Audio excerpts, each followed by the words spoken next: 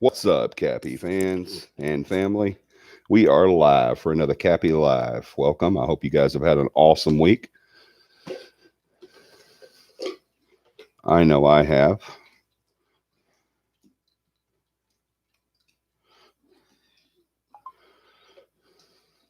Y'all let me know when you come on. Say hello.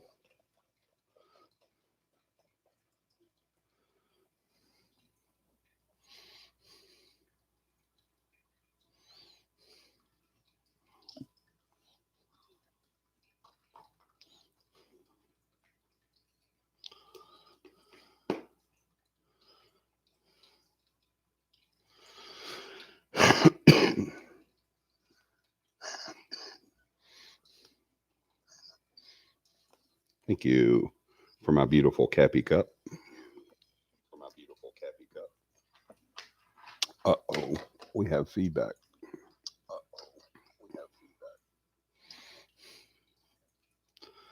Now the feedback is gone.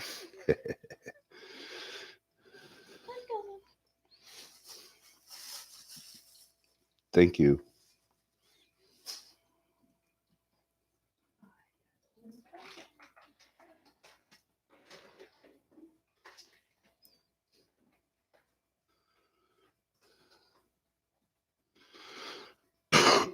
Hey, Tom. Hey, Katie.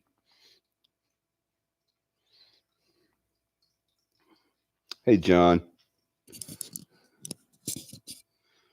Can you guys hear me okay? Fingers crossed. Let me know, Katie, Tom, or John. Can y'all hear me? Okay.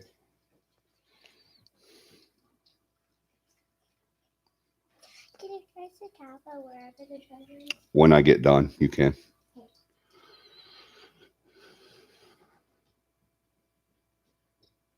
We can hear you great. Awesome. Thank you, Katie. Thank you, Tom. I know what you meant. Roger that. Welcome. It is time for CAPI Live.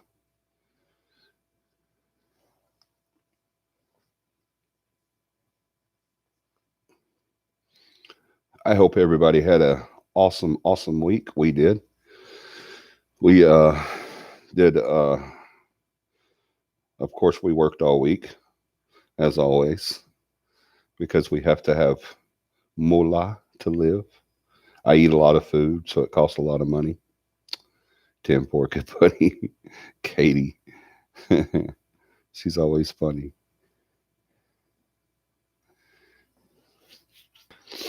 And we had an awesome weekend as well.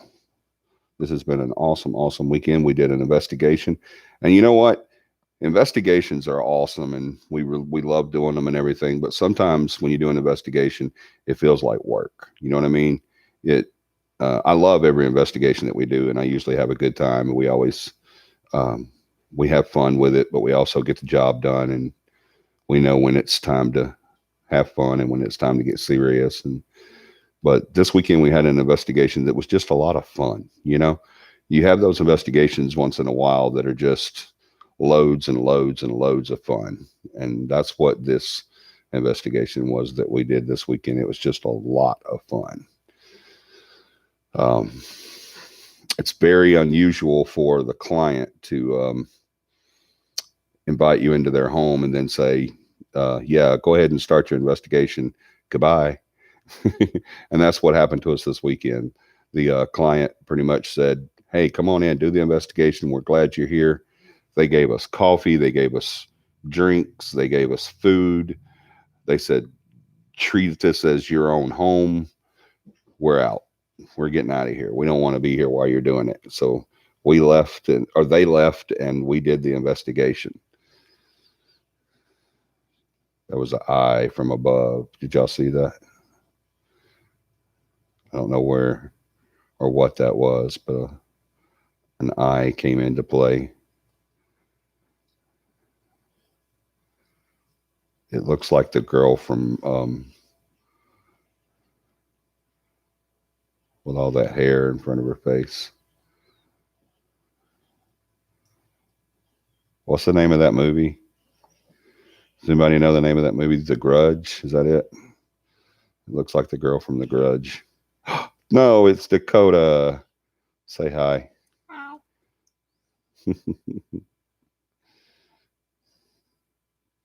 Yeah, The Grudge. Thank you, John.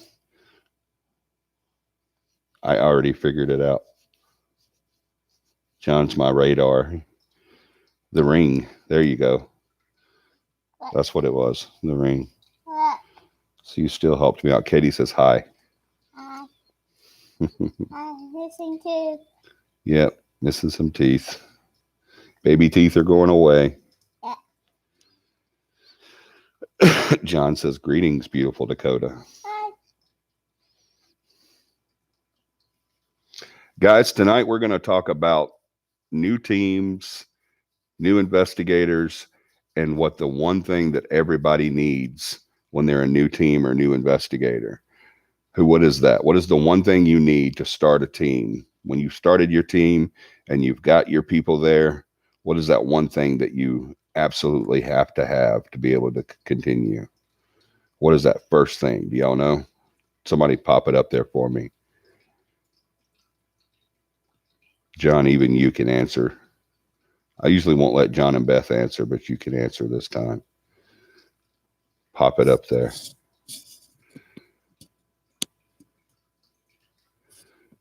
Good evening, Emily. Nice to see you on tonight.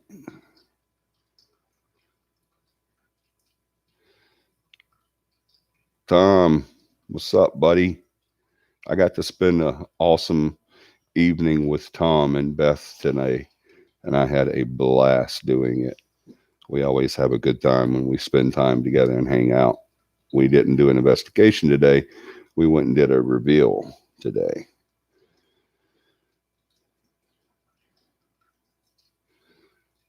She's gone now, Emily. She took off. I think she heard Mom. Dakota, I hope the tooth fairy treated you well. I heard each tooth gives you $20 a piece nowadays. Inflation. Well, thankfully, she's still happy with $1. Thankfully, she's still happy with just $1. She goes and looks under her pillows, and that thing is gone. And that money's there, and she's super excited.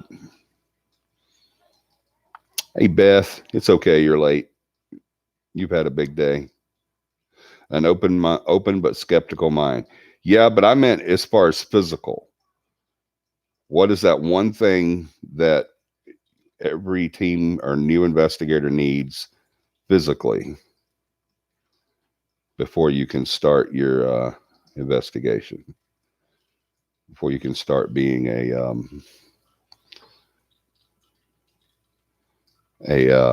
team, professional, well-oiled to me. Equipment, exactly. Thank you, John. That's exactly it. It's equipment. You got to have that equipment. The only bad thing about having to have equipment nowadays, yeah, I remember I've said this a million times. When I first started out, I had a pencil and a pad, a little ruled pad, a pencil without an eraser that used to aggravate me.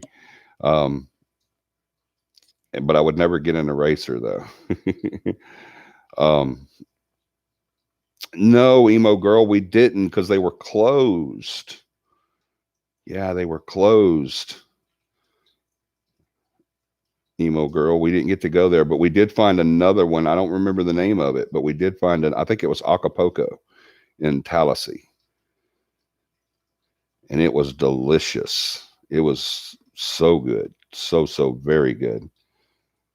We all ate until we couldn't eat anymore because they gave us a lot of food, and they were very accommodating. So I'll give them a shout out.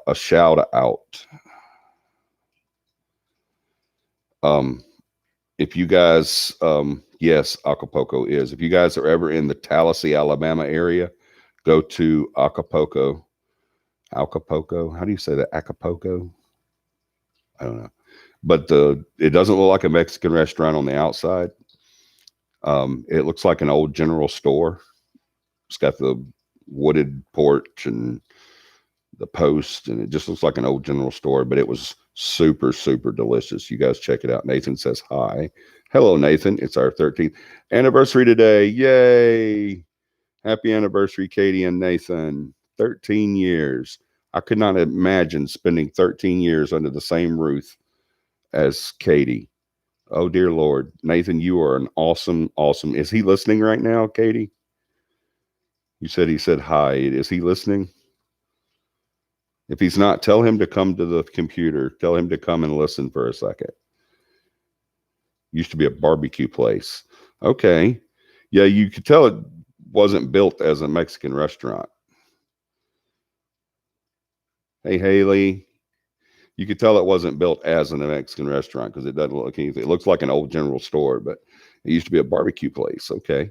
But man, it was some kind of good. If you guys are ever in Tallahassee, Alabama, and you want some good, authentic Mexican food with a place that actually has real Mexican food, and it actually has dishes that most Mexican places don't have.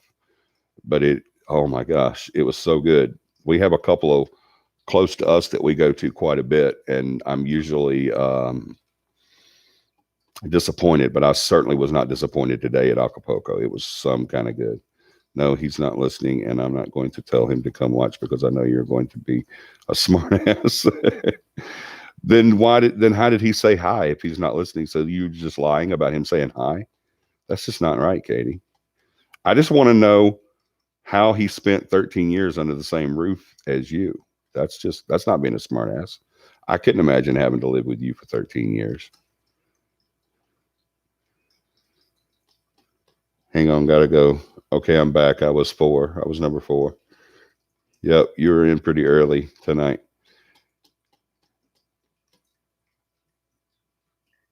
So we're going to do some announcements. We did some announcements last week, so we're going to do some announcements tonight. I want to give a couple of shout outs to our Patreons and tell you guys about that a little bit, about our updated Patreon. Patreon is updated. It is fixed. That's what we were doing tonight. It is our little snafu on there. We did get it taken care of.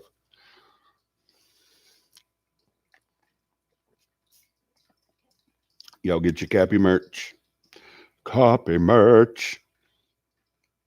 Get your big 32-ounce mug.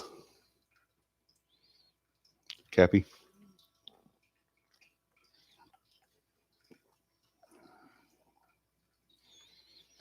He was taking the trash out once, said hi as he walked by. Okay. All right, cool.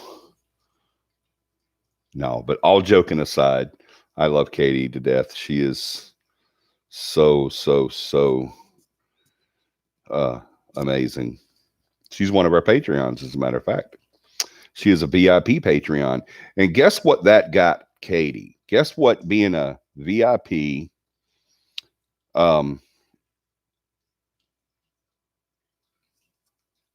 Patreon got her? Katie, why don't you tell them? Tell them what happened last night that you got to enjoy because of being a Patreon. LOL, John. What did he say? Part of Johnny has to be smart, Katie. Yeah, just a part of Johnny has to be smart. The other part has to be an ass, according to Katie and my wife, and anyone else that knows me. Yeah, everybody wants to know, Katie, what happened because you're a Patreon? What happened? Please tell us. Everybody wants to know because you are a Patreon. You were able to do what? Y'all, remember, she is a Yankee. She might not remember. We might have to help her out. Don't tell her, though. Shh. We'll give her a chance first, okay? Give her a chance. Y'all don't say anything. Don't be mean. It's not her fault. It's like picking on someone else. My 13-year-old son and I got to watch the investigation on FaceTime. It was so much fun. Dude, that is so cool. That is what I was looking for. Y'all, Katie and her son, I'm not going to say her son's name because I don't know if she wants her son's name said on here. But yes, he is 13, so he's over 12, so he was able to participate. But she and her 13-year-old son um, were able to participate in the investigation last night, up until the time that my phone died. But hey, Katie, if it makes you feel any better, when my phone died, not long after my phone dying and me losing the connection with you guys, we wrapped it up anyway. So you guys really didn't miss that much. It wasn't very long uh, after we lost connection that we went ahead and wrapped. So you guys still were able to. They were on for quite a while. That's what we're going to do with our Patreons. Not every investigation, obviously, but most. When we have a Patreon that is available and they want to participate in live investigations, if they are a VIP member, they actually, if you're a 2-tier or 3-tier Patreon, you get to investigate with us. And they actually did too. Y'all, her son is super, super smart. I mean, this kid he was sharp as a tack, man.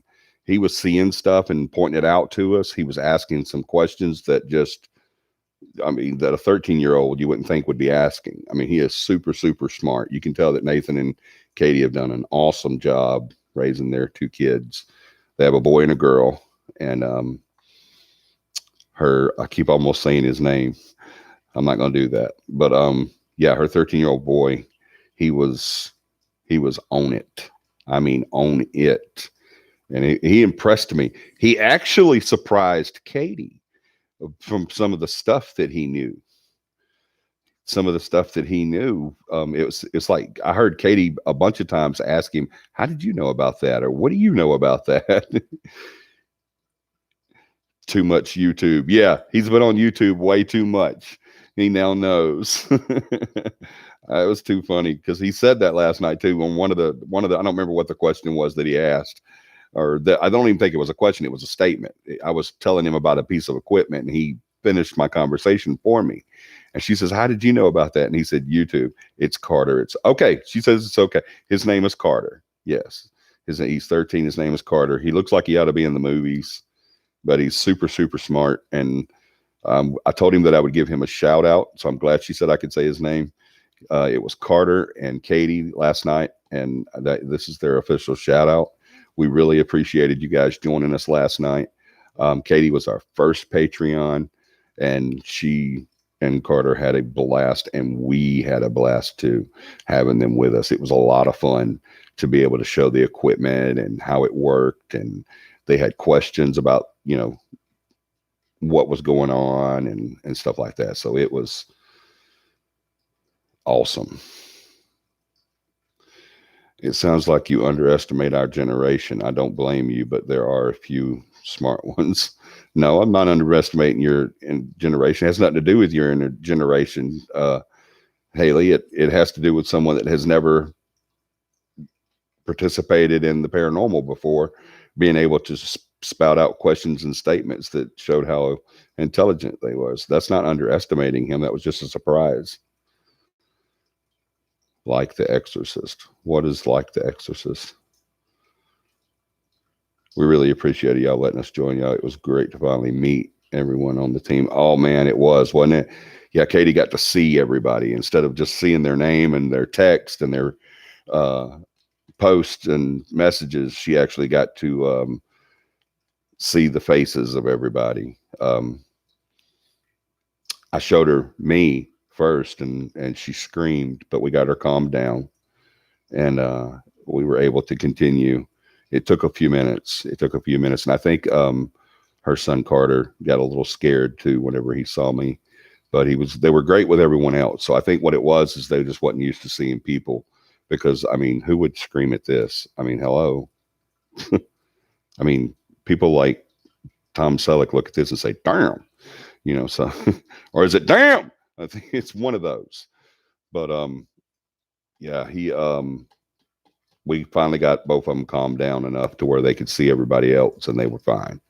But I'm thinking it was just the shock of paranormal. It wasn't this, because I can vogue. It wasn't this is, I mean, who wouldn't want duh? But we had a great time, really did. And because she's a Patreon, she got to do that. She and Carter got to participate, and they really did participate too. That's what I love about doing that live when we do an investigation. They get to see what we see, because we have a camera and they get to see exactly what we see, and they're able to do so. There was a point where Carter even caught a shadow on a wall on one of the walls in the residence in the room that we were in at that time. He caught a shadow. We were able to look back at it and see that it wasn't paranormal. It was one of the other members stepping in front of a light, but he still caught that. And that's what paranormal investigation is you go in and you investigate. You see stuff, and then the first thing you do is try to debunk that. When you can't debunk it as something natural, you call it unnatural or unnormal paranormal. And that's what they did. So they were actually able to participate in the investigation. And I'm still going to check out the footage when we get a chance to what did y'all catch? Oh, we can't say yet, Emily. I'm sorry. We haven't finished the case study yet because it was just last night, and then we had another event today that we had to go to, another client that we had to tend to today, and so we weren't able. We're not able to go. Have not been able to go over the evidence yet, and we don't reveal any evidence until we reveal it to the client first, because we do reveal evidence. We just don't tell you where it's from. But we always let the client be the first to see their evidence. Okay, let me catch up here. Come on, guys. Go smash that like button. Absolutely. Thank you, Emily. Absolutely. There's 9 people on right now. There was 11, so 2 people looked at me and said, no, goodbye. I don't blame you. I would have too. But yeah, go and hit that like button for us so we can get that 5 up to a 9. So if you're on right now, if you're one of those 9, 4 of you have not hit that like button. So go hit that like button for me. And if by chance there's anyone on that has not already done so, please go hit that share button and the subscribe button and ring that bell so that you'll know that when we come on, which is every Sunday night at 9 p.m. Central Standard Time. Let's see. I'm glad he joined and was able to ask questions, and you were able to clear up some falsehoods that he was seeing on YouTube videos like the witching hour thing. Yeah, I man, y'all know what? He was asking questions from stuff that he has seen, either in a movie or like his mom says on Facebook or on YouTube, or from talking to friends at school or whatever. And that right there, whenever, not just, young people, but anybody, whenever they first get into the paranormal, they first become interested into the paranormal and they start asking me questions. That's my favorite thing to do. Y'all already know I do everything that I do, from CAPI to CAPI Live, to the classes, to the cookouts, to the campouts, to the historic preservation projects that we do, the haunted history projects that we've done. Everything that we do, our research, everything that we do in CAPI is for one reason. That reason is to bring out the real paranormal. So whenever I'm teaching a class, whether it's online or if I'm face-to-face in a classroom, or if I'm doing an investigation and we have a guest like we did last night with Katie and Carter, and they start asking questions, and they ask these questions like, well, why are you starting at 7 p.m. or why are you there at 9 p.m. whenever 3 p.m. is the witching hour? That's when or 3 a.m., excuse me, is the witching hour. That's when you need to be there. And I'm able to tell them that, and I see their face and they're like, oh, really? So if it's haunted at 3 o'clock in the morning, it's haunted at 3 o'clock in the afternoon too? Oh, wow. So everything I heard about that is just, dude, when I see their face and I'm able to eject that falsehood and the paranormal and bring that to light to them, that, oh my gosh, that's better than any amount of evidence that I can ever collect. We do investigations to get evidence. That's what we're passionate about. We get the evidence for the research, and that's why we do it. But when I'm able to turn someone from believing what mainstream media, Hollywood, and television has drilled into their heads all their lives about the paranormal. When I'm able to do that and show them the real paranormal and I get that reaction, that's the best part of my life. I'm not kidding you. That's what I strive for.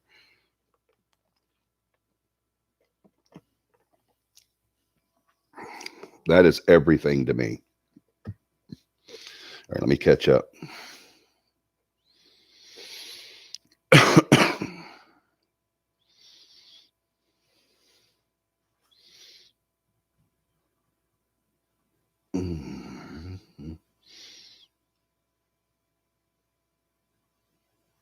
2 of 2 were me.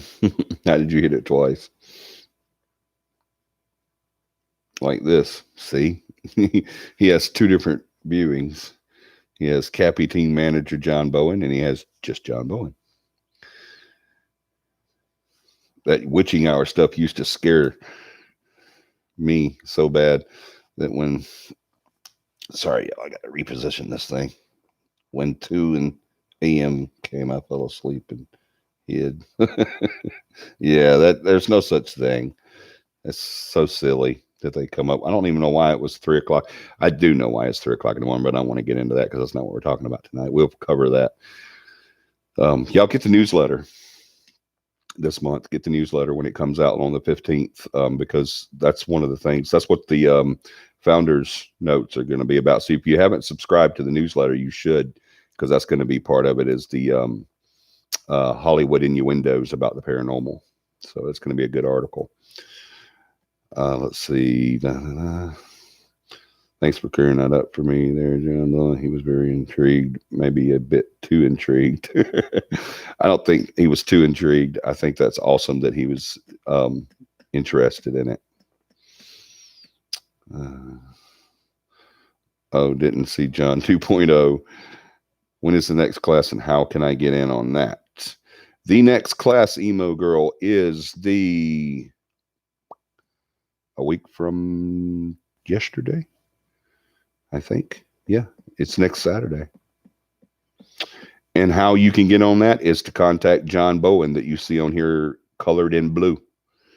Contact him and or Beth, but it would be best if you would get up with John. And let's see, we should color Beth in blue. Beth, are you still here? Where did Beth go? I thought I saw her earlier. Yeah, there she is.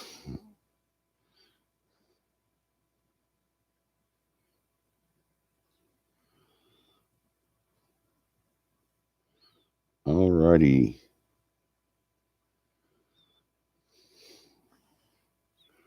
Now say something, Beth. Now she's blue too. Y'all see that? Let's see. Some entities don't bother waiting for nightfall. They're going to do their thing whenever they want to. That's right, Emily. They don't care if it's 2 o'clock in the morning or 3 o'clock in the morning or 5 o'clock in the morning or 5 o'clock in the evening or 6 o'clock in the evening. They're going to do what they're going to do when they want to do it. Absolutely. So yeah, contact either one of those in blue. For classes, it's best to talk to John. For investigations, it's best to talk to Beth. Don't be sad, Beth. She's not blue sad. She's blue happy. But yeah, contact John or Beth, anybody that's blue, and tell them that you want to take the class, and they'll explain how to do that and everything. All right. Good night, Emo Girl. Love you. I just thought about it on Valentine's Day. If physical humans celebrate it, do ghosts. If they want to, they do. I'm sure. Remember, there's nothing different about an entity than a human. I mean, because that's what it is. It's still a human being. It just doesn't have this meat sack to carry around anymore. This big meat suit.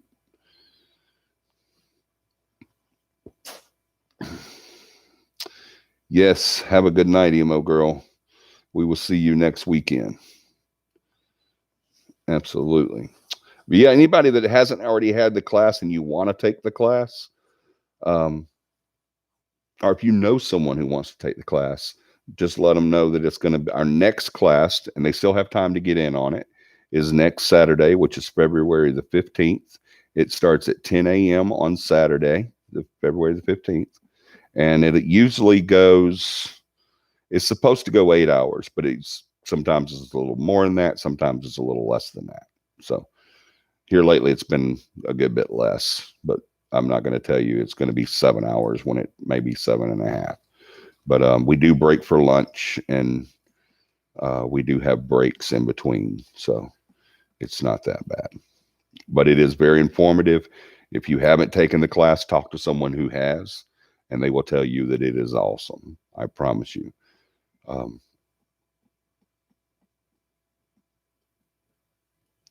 Let's see.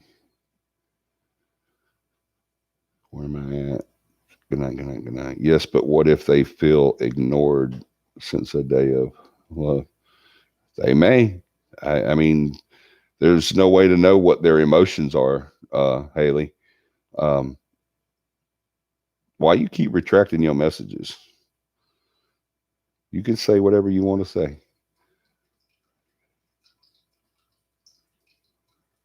Beth, I apologize about missing the book club. Everybody missed the book club. The only people that showed up for the book club was me and Beth. That's it. So it wasn't just you.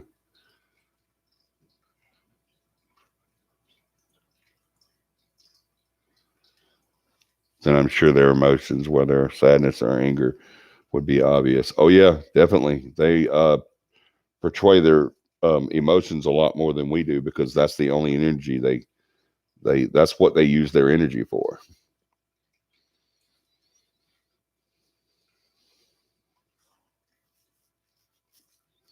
Whenever I say something online, I almost have an anxiety attack.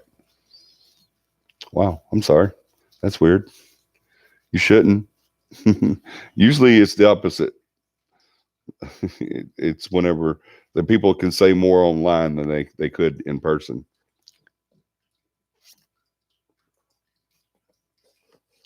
That's right. We're not here to judge nobody. You can say whatever you want to, or Haley. Anything y'all want, girl.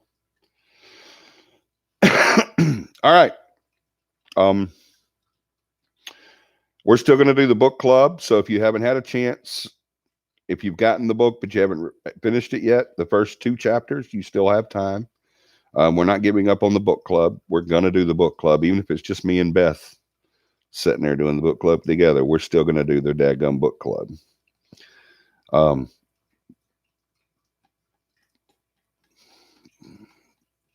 we're not here to judge your comments, Millie. That's right. We are all family. Oh my gosh, you guys are so freaking awesome. Haley, we are all non-judgmental. We all love you here. Still major anxiety. Worse. Oh, yeah, they telling you the truth, Haley. We are 100% love on this channel. I promise you. That's all we got for you is love and understanding and answers. So there's no stupid questions. You don't have to have anxiety. If you want to ask a question, ask it. There's no such thing as a stupid question. When is the book club? We haven't actually set another date yet. We tried to do it this just a few days ago. Thursday. I hope I'm right. I think it was Thursday. Yeah, I think it was. It was Thursday. We tried to do it Thursday evening, but no one showed. Like I said, it was just Beth and I. Of the 3 or 4 or 5 people that said they were wanted to do it, everyone, I don't know what happened, but no one showed. Well, I do know what happened with like Katie. She fell asleep. But it's okay. Anxiety sucks. Yes, it does. I used to experience anxiety. I do not any longer because now I just have that I don't care thing. I do still stress out about stuff. So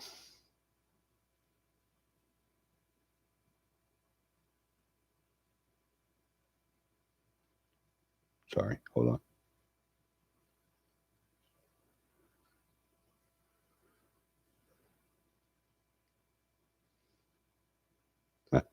I heard something on my door. Oh, Y'all remind me to tell you about Toby. He got me last night and he thought it was funny. I'll tell y'all about it. I had another Toby run in. The only stupid question is the one you leave unasked. That's right. Mom ended up in the ER today from an anxiety attack. Oh, bless her heart. Tell her we'll put her on our prayer list, Katie. Speaking of prayer list, can you guys add my sister-in-law?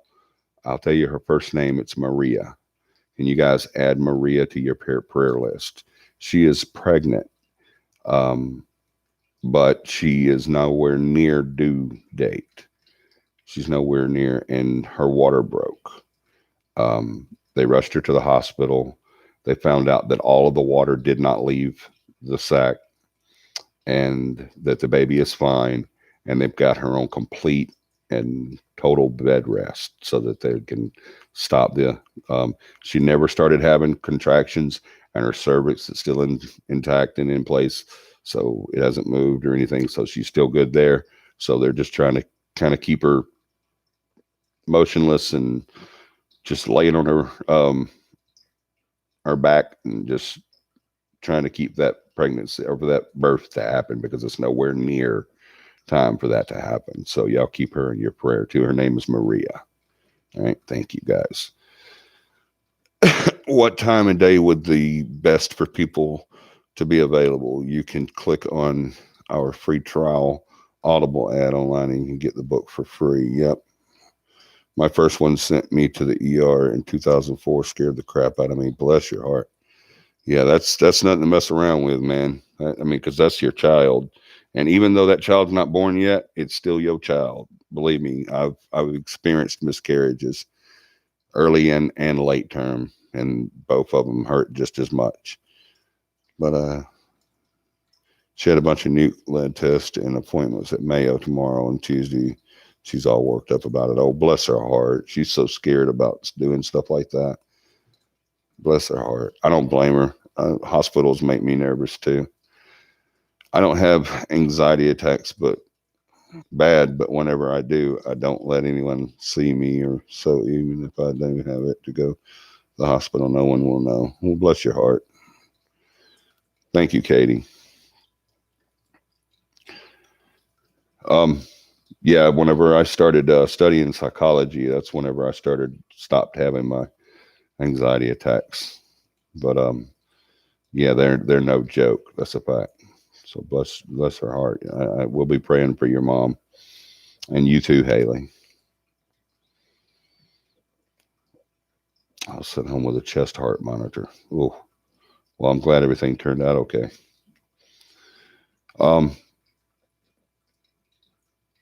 What was I talking about before we got set on that? I don't remember. But John, where was we at? What was we talking about? My little radar.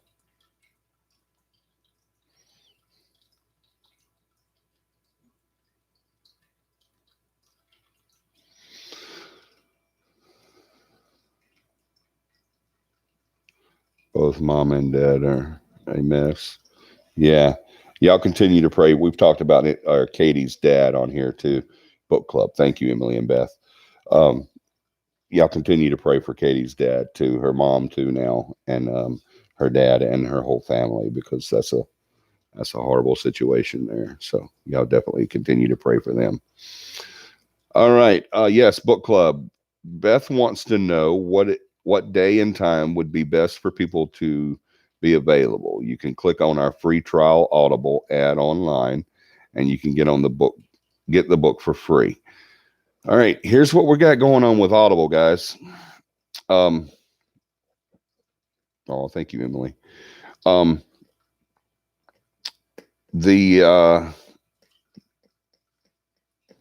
you were talking about book club, Toby, and equipment. Yeah, we haven't started the equipment session yet, but we will. But our book club, if you want to, you can go to our website and click on the link for Audible. Don't just go to Audible and do their free trial. Help us out, just like with Amazon. Go to our website, CAPIparanormal.com, CAPI paranormal.com. Go to that. Beth has put a link there for Audible.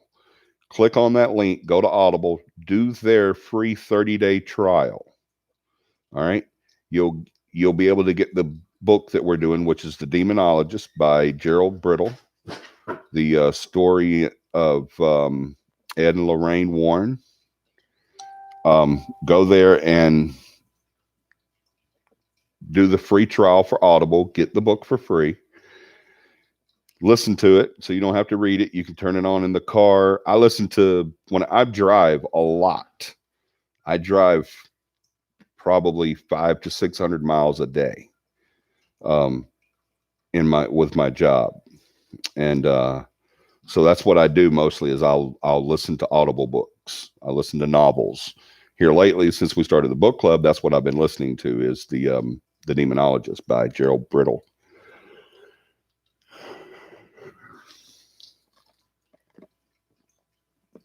But if you guys go to that link that Beth has put on there and join the do Audible, do the 30-day free trial. It doesn't cost you anything. And then she said you can even get the book for free. So that's pretty cool. I didn't know that part. But you can get the book for free. There's a free trial Audible ad at the bottom of the homepage. All right. So you go to our homepage, go to the bottom, you'll see the free trial Audible ad. Click on that.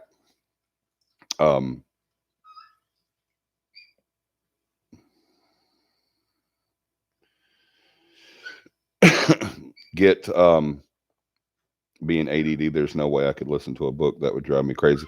You don't even have to listen to the book, Emily. Just go do the 30-day trial. That's all we ask. If you do that, every time someone clicks on that link and does the Audible free trial, 30-day trial, we get $5. We get a bonus on our Amazon affiliate for $5. If you continue that after 30 days and you decide, hey, I really like Audible, I'm going to keep it. If you continue it and go ahead and, make it part of your life, then we get $8 again on top of the $5. So go help us out. Do that for us. Emily, if you have ADD and you don't want to listen to a book, then go to our website and get the book there. Don't just go to Amazon and order the book, the hardcover book, please. If you would go to our site and do the go to our site and order the book through us. It's still the same as ordering it through Amazon. It doesn't cost you anymore. It's the same exact book. We just get credit for you buying the book. So we'd appreciate it if you guys would do that. All right. Haley, the Demonologist is a very good. Oh yeah, it is. It's really good. The first chapter is a little slow, but after that, you won't want to put the book down. Yeah, I didn't want to talk ill of the book, so I didn't say that. But Katie and I were talking the other day, and we both agreed with that the book, The Demonologist, the first chapter. Don't read that first chapter and then say, I don't really care for this book. Keep going. Read the first chapter. Cringe through it. It's not that bad to me, but it is a little slow. It's a little boring. But once you get past that and you start on the second chapter, that book takes off. It really does. It is an awesome, awesome, awesome book. It really is.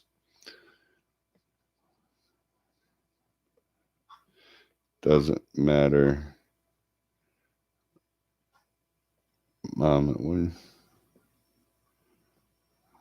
You ain't going to catch me reading outside of school unless the book is really good. So don't expect me to pick up. You don't have to. We're not expecting you to do anything. Falling on a hardship, can't be buying books. Yeah, if you can't, we're not saying we expect you to buy anything, Haley. That's silly. If you don't want it, don't do it. Drive and listen to the book. Lord knows I need to focus on my road rage. Is there already? I don't have a problem with it. It actually relaxes me and keeps me awake and keeps me alert by listening to the book when I drive. But everybody's different. If you can't do it when you're driving, just throw it on when you're working out or when you're cleaning house or when you're just lying in bed, whatever. I love Audible. I personally get more out of a book if I hear it than I do if I read it. And some people are the opposite. Some people, they get more out of it if they read it instead of hear it. But I'm the opposite. I like to hear it. I get more out of it. I retain more of it if I'm because I can't read a long book and stay awake. I just can't do it. It puts me to sleep. I could like sleep 10 hours, wake up, start reading a book. I'll go back to sleep. So yeah, I don't. Yeah, if you don't want to buy it, that's right, Emily. Thank you. If you don't want to buy the book, you can get it from the library as well. Beth says I was hooked on the first chapter. Cool, cool. Yeah, I agree. The first chapter to me was a little slow, but it was still, I had an interest in it because I just like that topic.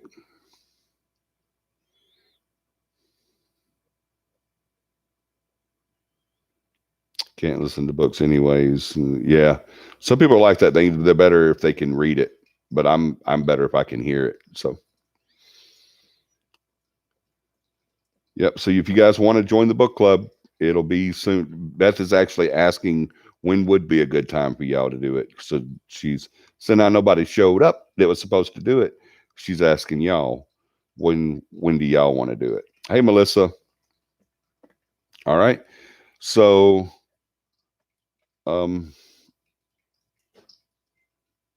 what was the other thing John told me? Toby. Okay. Yeah. Let me tell you guys about what Toby did to me. I haven't even told Michelle this. I told the team though. I think she read it, but I came home really early this morning from the investigation last night. The investigation was an hour and a half away. So we ended it, I think, around, I don't even remember what time we left. But then after our investigations, we always go somewhere like a Huddle House or a Waffle House or somewhere like that and, eat and talk about the investigation and the evidence and who's going to do what and blah, blah, blah, blah, blah, and all that. So we did that last night. We stopped and ate and talked, and I didn't eat. We stopped. I drank about 3 pots of coffee, and then we came home. And so then still had another hour and a half, hour 45 to get home. And I walked in my door. My routine whenever I come home, usually, even if there's not anyone here or if there is someone here, my routine is I usually walk in my front door. As soon as you walk in my front door, there's a staircase right in front of you. And then to your right, you have to turn to your right because there's a wall and this to the left. But you turn to your right, and my entertainment center is like right there. You guys can't see it, but it is. It's right there. And this away is my living room up to my fireplace. And then you can go into the kitchen, blah, blah, blah, blah. So I come in the front door, and it's probably 2:00 in the morning, somewhere around in there, maybe a little after 2. And excuse me, all the lights were out because everybody was in bed asleep except for one. We leave one light on downstairs in case you get up in the middle of the night, you want to go to the bathroom or whatever. You don't have to stumble over stuff. So we leave one light on downstairs. We leave no lights on upstairs because everybody likes it pitch dark. Everybody in my house likes it pitch dark when you sleep. But we leave one light on downstairs. Well, I come in the door, and like I said, my routine is I always walk into the door. I walk over to the entertainment center. I have a special place on the entertainment center that's mine, and I take my wallet, my keys, my everything that I have in my pocket, basically my change, all that stuff, and I put it there. And then I take my gun. I'm usually armed all the time. For the people that know me well, know that I'm always armed. So then I usually right after I take all the stuff out of my pocket, I'll take my gun out of my wherever I have it, either on my hip or in my back or pocket or wherever. I'll take my gun out, and then I'll prepare it for being put up. And excuse me, and then I put it up on top of the entertainment center on the very top to where small hands can't get to it. And then I'll usually either go upstairs or go to the bathroom or the kitchen, whatever the case may be. Well, this morning, now that you know my routine, whenever I come in that door, when I come in the front door and I turn to my right to go towards the entertainment center to take all my stuff out, I saw a shadow that went from the living room into the dining room.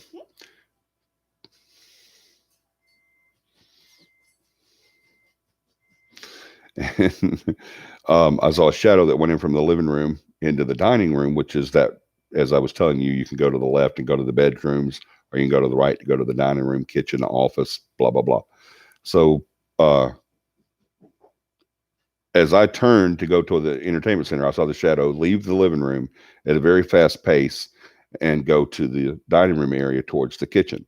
And so whenever I saw that, I obviously had not put my gun up yet at this point, because I was just now starting to take the stuff out of my pockets.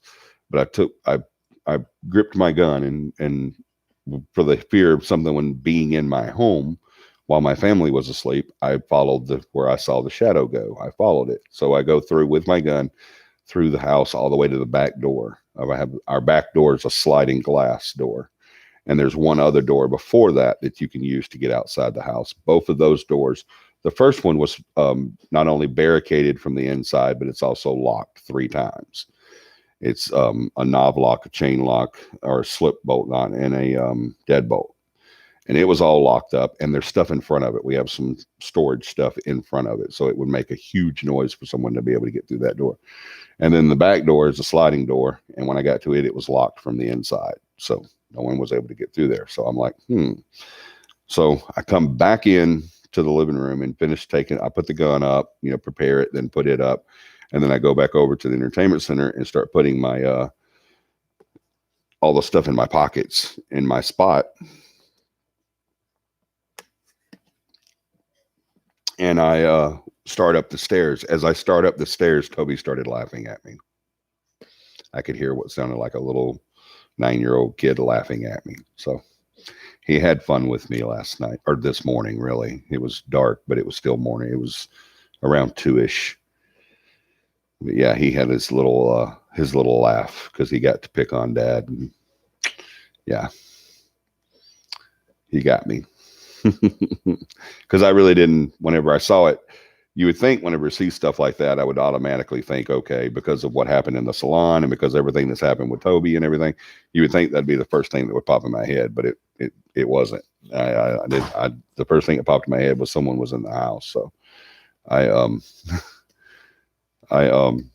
immediately went into a fight stance, and it's time to ventilate someone well. But yeah, that's Toby's latest thing to mess with my head. So, all right, let's not do the book club on Mondays. They switch Supernatural to Monday nights, and I just can't miss that. It's their final season. I got to catch up with that, man. I'm so far behind. Yeah, we wouldn't do it on Mondays anyway, because I definitely would not be available on Monday. Well, I'm going to do it while I'm at work, so I don't really care when we do it. I'll do it whenever you guys want to.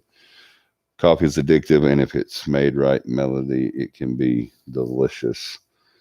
Yes, I love coffee. Somebody say something about coffee.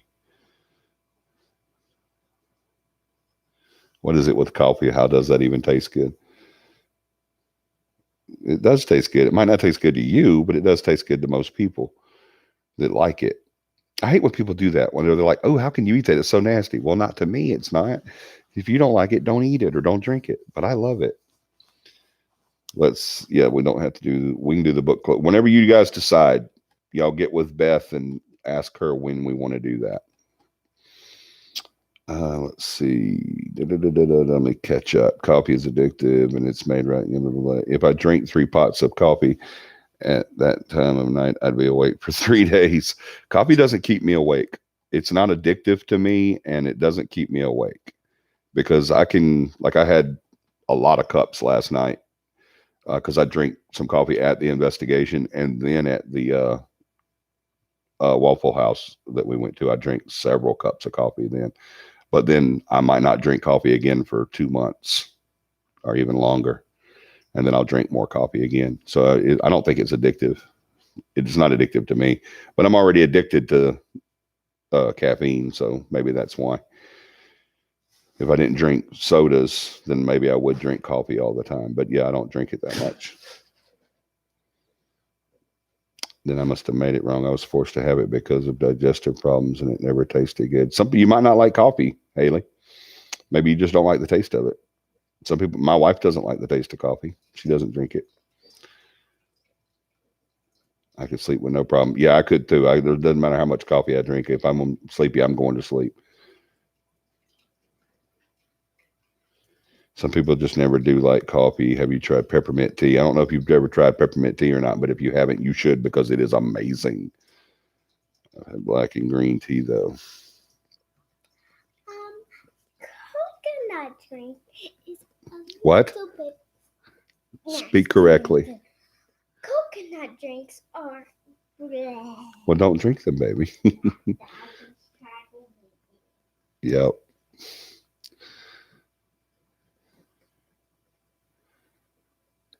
Green and white tea is best. Blah blah blah. No, I was forced to drink coffee instead. I always prefer green tea though. Lots of water is best for digestion. Tubby was lucky. Yeah, Toby was lucky that he's not in skin because he would be a ghost if he was.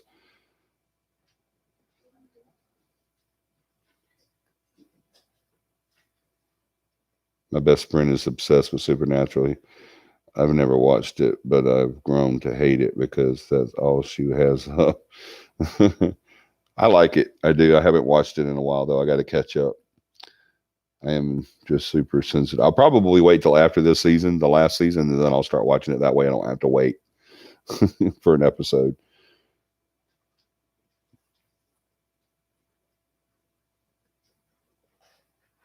I'm just super sensitive to caffeine. I'm sure it's because all you drink. Yeah. If all you drink is water and you never have caffeine, you will be pretty sensitive to it. Yep. Do you remember the episode of Big Bang Theory whenever Sheldon had coffee for the first time and he went and put on the Flash uniform? That was too funny.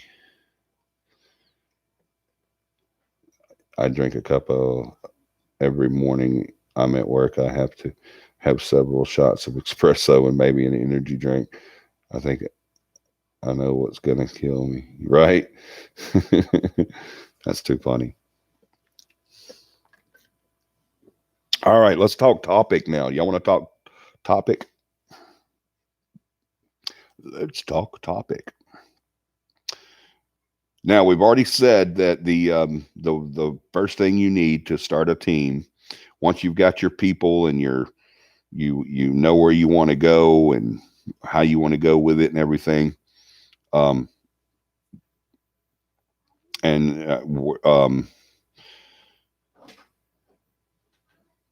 you've got some places to investigate lined up and maybe friends or family and everything. The next thing you need is equipment, right? You've got to get the equipment to do the investigations. You can go on investigations with no equipment, actually. I mean, that's not a hard thing to do. What do you mean it's not available?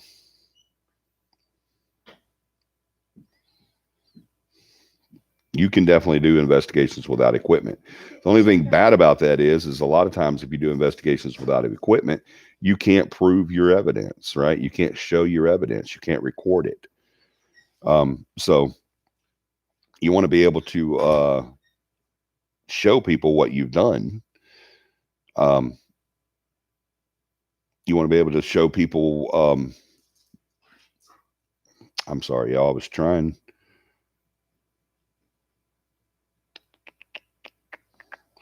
Every time I do a topic and I have notes, I have these notes all day today, or most of the day today.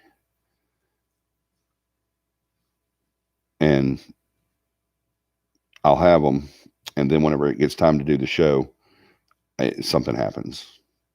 I always lose them.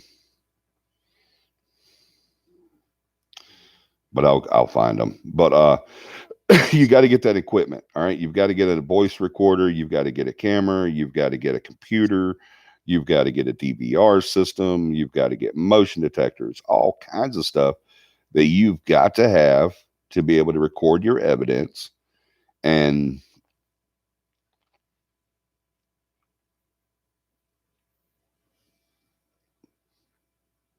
a random black cat just walked into my living room. Y'all hear that? But you got to be able to get that equipment in, right? And unfortunately nowadays the equipment is very expensive, right? I mean, you pay a lot of money for voice recorders. You pay for a laptop like the one CAPI has that I'm using right now to do the live. Um, it was super expensive, super expensive. It was around $2,000 because it had everything in it that we needed. It had the memory, it had the camera options, it had the programs that we needed to do our show, to do our evidence. It has the audio programs. It has all that stuff in it that we need. And yeah, that stuff does get super expensive. And so how do we do that? If you're not rich already, um, then, how do you get this equipment that you need? You can spend a lot of money just going in and getting the basics that you need. If you want to go in and you want to say, okay, well, I'm definitely want to be able to record my EVP. So I need a digital voice recorder with PC capabilities. I'm going to need some headphones or earplugs to go with that so that I can go over the evidence that I capture. I'm definitely going to want to know about CO2. I'm going to want to know about EMFs. I'm going to want to know about uh, density and, stuff like that in the home. So I'm definitely going to want to get me a CO detector. I'm going to want to get me a couple of EMFs. I definitely want to get a couple of K2s. I got to get a laptop so I can put all my evidence on there. I've got to get my DVR system. We're several $1,000s into the hole now, just by getting that stuff. And yeah, it's super expensive, especially if you want to equip a large team like CAPI. We have equipment now to where if someone called us up and said, hey, between my equipment, CAPI's equipment, and other team members' equipment, if someone called us up and say, hey, I want to do an investigation Saturday night, that's the only time you guys can come. I need you Saturday night. That's the only time I can, donate for you guys to come and do the investigation. And then if we had someone else call right after that, this does happen, guys. I promise you, you will get double booked, triple booked, quadruple booked. And then someone else calls and says, hey, we really need you guys to come in and investigate our home or our business, but Saturday is the only time we can do it. Well, there was a time with CAPI that I had to call other teams in. I had to call other teams and said, hey, we can't handle both these investigations, or we can't handle 3 investigations. Can you guys come in and help us out? Can you come do this investigation? I don't like doing that. I mean, I like having those teams there if I need them, but I want that evidence. I don't want to give it away. I want that for me. I don't want to give my evidence to another team. And I'm not being stingy or anything. It's just they contacted CAPI because of the reputation CAPI has, right? So if that's what you're looking for, she's right there. She just went that way. The black cat? Yeah, just went that way. So I don't want to give that stuff away. You want those other teams there for you, that you've already vetted and you know that they're good at what they do and that they, share the same values as you. You want them there, but you don't want to always use them because it's like I went and got $100 out of the ATM, but I don't really want it. I think I'll give it to the next guy that walks up. You don't want to do that. You want to keep that $100 for you. We want to keep that evidence for ourselves. We don't want to give it to other people. So, and that's what happens when you give an investigation away to another team is you lose that evidence. That evidence becomes the client's and theirs. You don't get to come in and say, okay, that was our investigation, so you have to share the evidence. No, it don't work that way. If I go do an investigation for another team and I get all the evidence and they come to me and say, hey, that was our investigation, but we gave it to you, so you need to share the evidence. I'd be like, no, I don't. That's mine. I did the investigation, not you. So we don't want to lose that. Good night, Haley. So you want to get to a point to where you've got your team equipped enough. Like right now, if that happens to CAPI now, between, like I said, my equipment, the team's equipment, and other team members' equipment, if someone come up to us and we got triple booked, I could send, I think I have, our only problem now would be personnel, but we could do 3 investigations. I could call everybody in and do 3 investigations at the exact same time in 3 different places, 3 different towns, and 3 different states if need be. We could do that. Um, there's going to come a time really soon that we're going to be doing a lot of traveling for CAPI. We're going to remember. I think I've told you guys before. We're going on a trip to Texas. We're going on a trip to Indiana. We're going on a trip to Tennessee, Georgia, and places in Alabama. So that's 5 states that we're fixing to do. But if need be, we can go do our investigations to do that. But I'll still have people here if someone wants an investigation. We could do that now. I don't know if we will because I think everybody's going to want to go on the trip. But we would have the equipment for it if we wanted to do that now because we've been able to build up our equipment. One by fundraising, one by creating events and getting compensated for that, and one just by being lucky and being at the right place at the right time and answering our telephone, basically. Well, we just got our big shipment of equipment in. The lady that was selling it had already contacted 3 teams before us, and 3 of them just either didn't answer their phone, she couldn't get in touch with them, or they wouldn't call her back. Which is, why would you be a paranormal team if you won't call your people back, your clients back? It's stupid. But yeah, and then when she called us, I was like, heck yeah, I'll come look at it. And I totally expected it to be crap. But when we got there, it wasn't crap. It wasn't that cheap crap that we thought it was going to be. It was very nice equipment, very nice equipment. And so we jumped on that. I actually bought it myself. I was like, I want this equipment.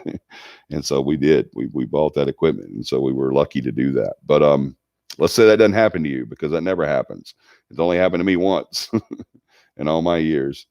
The Big Bang Theory is good. I've actually called my dad Sheldon because he kept complaining that his spot on the couch was his, even though he said, that's too funny. A cool team name. Yeah, you need that too. They say coffee is good for kids with ADHD. However, I'm that bold to try it with Carter. My luck, it wouldn't work for him, and he'd be jumping off the walls, right? No doubt. No, Katie, I have a friend with ADHD. She acts like hyper crackhead every day. It's too funny. All right, John put up the link for the equipment. If you guys want to go, if you'll click on that link that he put up there that says capiparanormal.com/gear, it'll take you to our vetted and approved equipment list, and you can go get it. You can actually click on it on our page, and you can go buy it. To keep him off meds, used stevia as sweetener. Unfortunately, his dad would give him sugar. We had to medicate. Oh, sorry, Emily. I hope you have a black. I do have a black cat. That's when I said that black cat come through. Yeah, we have several. Good night, Haley.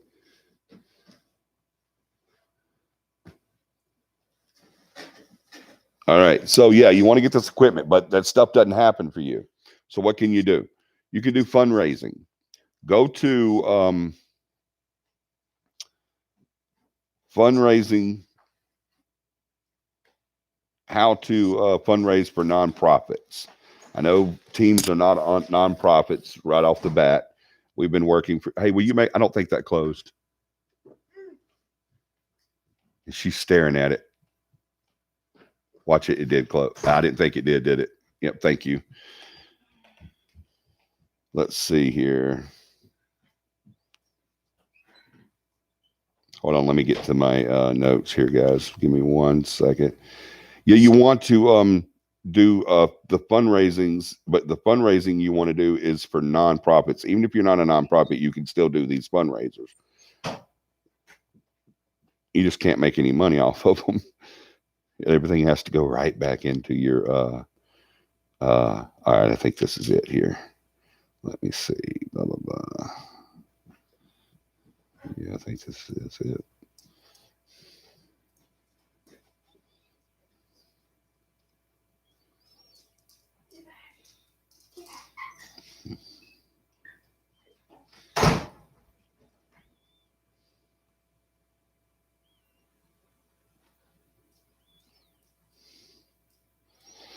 All right, go into nonprofit fundraisings, and then go to the ones that are like cookie sales, the cookie dough. You want to do that. The candles, chocolates, calendars. Oh my gosh, flowers. Y'all know which ones I'm talking about, right? The great thing about them is the buy-in for those is really cheap. I can't find exactly where I had that marked at, but like for the chocolates and the donut, not the donuts, but chocolates. Donuts is a good way to do it too, but I'll talk about that in a minute. Chocolates, flowers, and I think candles.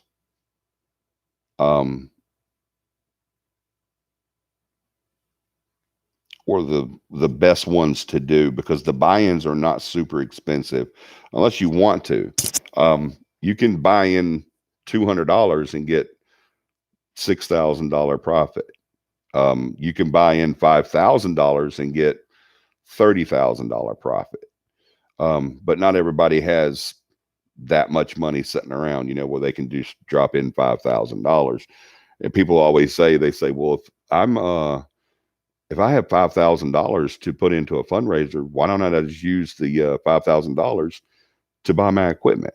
Well, you can get a pretty good bit of very nice equipment for $5,000.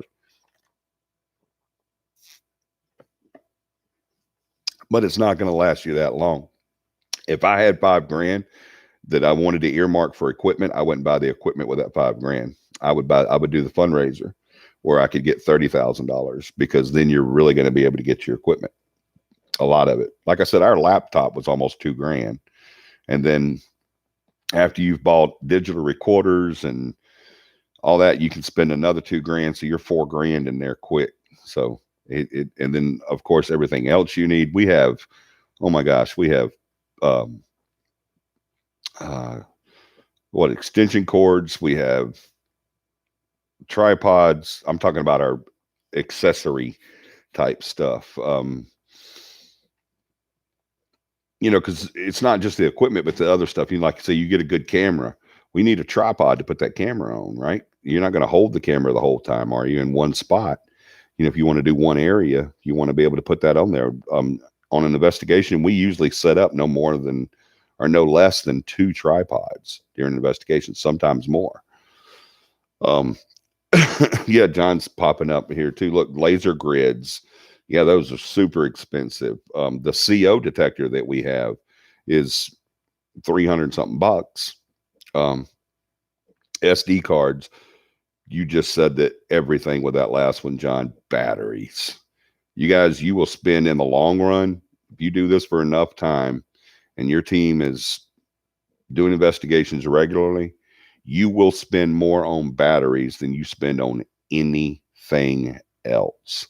And I do not say that lightly. I promise you, you will certainly spend more money on batteries than you probably spend on literally anything else. But the reason why I say go for these, if you want to do a fundraiser, I was looking into a lot of fundraisers before we got our equipment. I really was. I'm still looking into some fundraisers, but I want to use those. Right now we have it, each little section, like we have a section that generates money for our like from our Amazon, and that's going strictly to the internet, to our website and stuff like that, because that's going to be probably that plus some out-of-pocket money for me, but we're going to keep that. We will not let anything happen to our website. We have an amazing website put together by an even more amazing person, and I will fight tooth and nail to keep my website. It is freaking phenomenal. We have got the best website because we have the best freaking case manager in the world. But we're not going to let anything happen to that. Even like I said, if I had to pay out of pocket, but we're generating money to do that, is what I'm saying. We may have to come out of pocket. The team might have to help out with some stuff like that.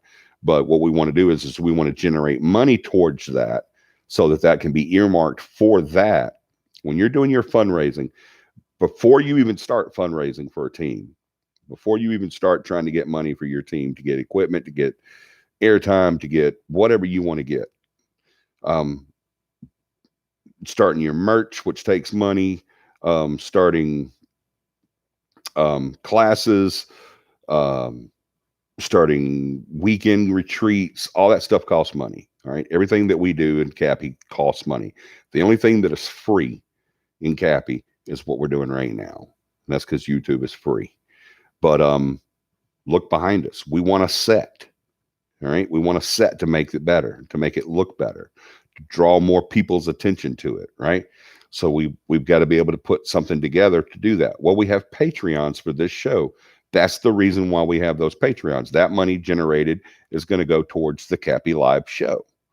All right. So we have money that's set aside, generating money set aside to pay for our website and our internet, not entertainment, but internet.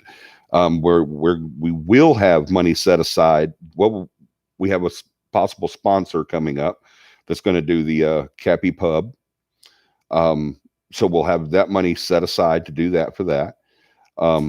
We generate money from our merch. Our merch, usually we don't make any money off the merch, guys. Paramama and I were talking about that tonight. Usually the money we make off merch, we usually put, not usually, but every time we put back into merch. We have to buy the equipment, or not the equipment. We already bought it. It's paid for. Thank God, finally. But we have to buy vinyl. We have to buy clothes. We have to buy cups. We have to buy baseball caps. We have to buy stickers. We have to buy mouse pads, blah, blah, blah, all that stuff. So merch right now, because it's not selling that great, we have one person who is a great fan of CAPI. She loves it so great, and we appreciate her so much. I wish she was home tonight because I haven't seen her in a while and don't ever get to talk to her anymore. But she buys a shirt a month. If I had 20 people do that, that would be great, you know. But merch is not selling. We usually sell to that person. Is usually who we sell our merch to. Usually when merch gets made, it's because someone won it on one of our contests. So that's the only time that merch even gets sold. So we're not making any money off merch. All the money that we make from merch goes right back into the merch. All right. So don't think that we're making a bunch of money there, because we're not. Then I'm going to catch up with y'all's comments too. I'm sorry, but all of that merch money just is earmarked for merch. All right, that we paid for the equipment to get the t-shirts, or the design program and all that stuff. We did make sure that door stays open. We did like I said, clothing and stuff like that. Now, if we want to get more equipment, we can't use money from Patreons. We can't use money from merch. We can't use money from affiliate programs. We can't use money from bonuses that we get from something like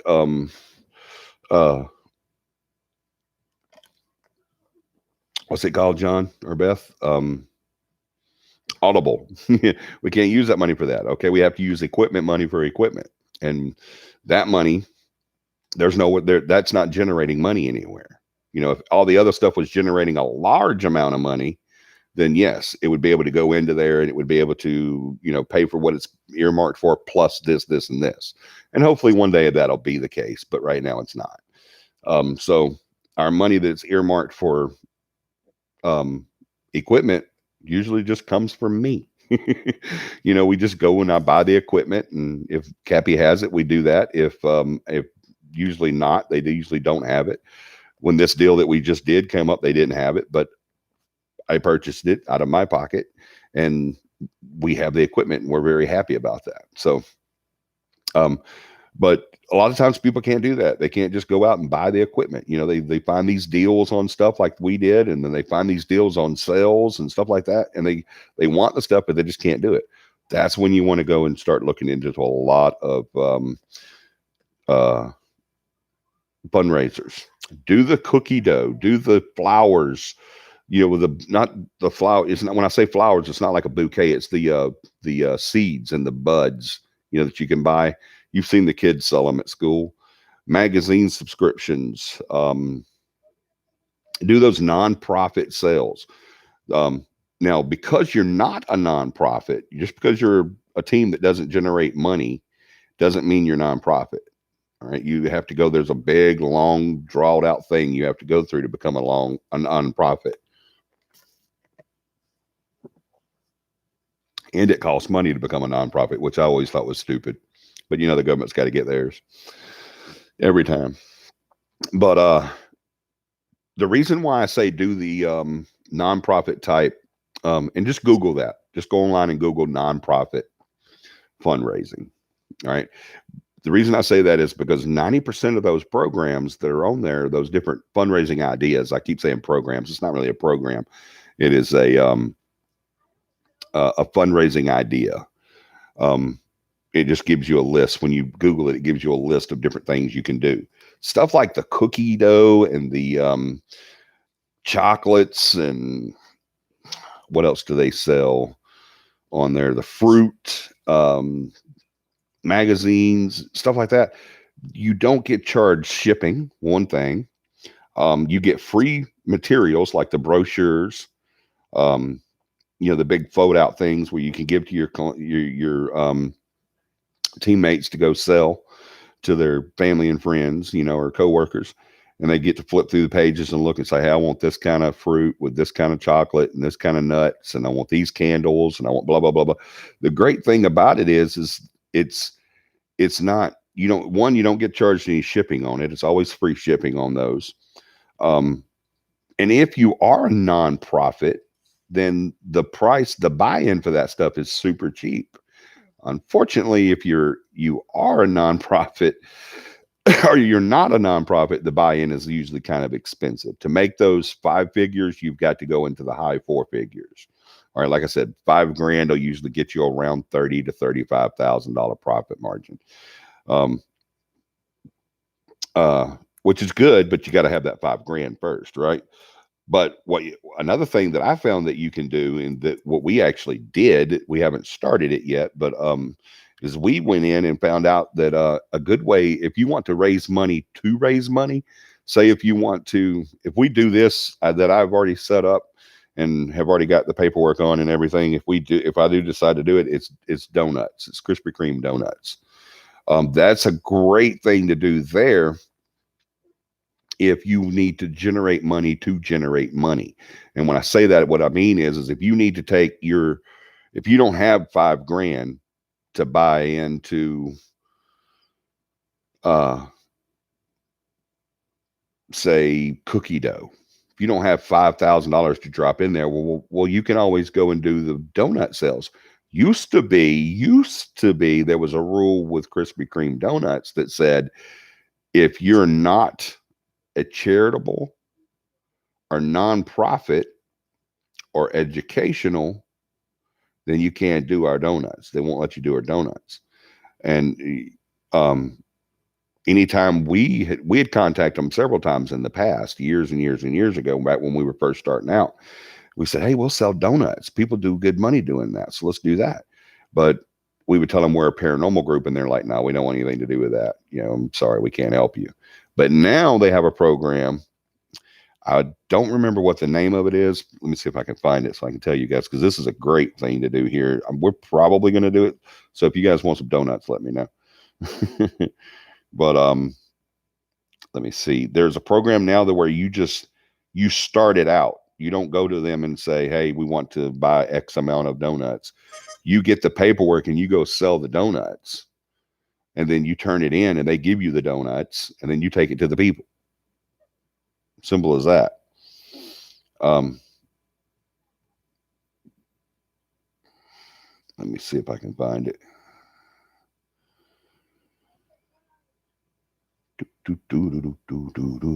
Yeah, here it is.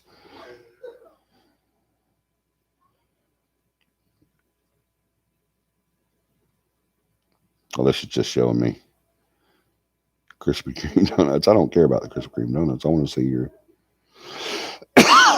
excuse me. Oh, here it is.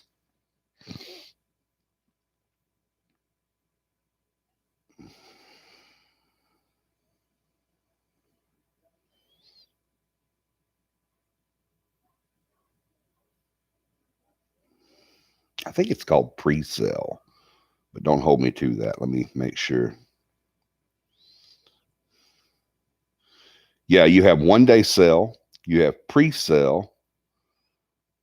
The 1 day sale is you purchase fundraising products at a discounted price and hold a 1 day sale at a high traffic location of your choice. You see them outside the grocery stores and stuff like that. And recommended locations included local grocery stores, drugstores, shopping malls, religious, blah, blah, blah, blah, blah. And then pre-sale is where you pre-sale fundraising products over a 1 or 2 week period using our order forms. At the end of your pre-sale period, tally up and place your order of fundraising products, pick up and distribute products to your supporters.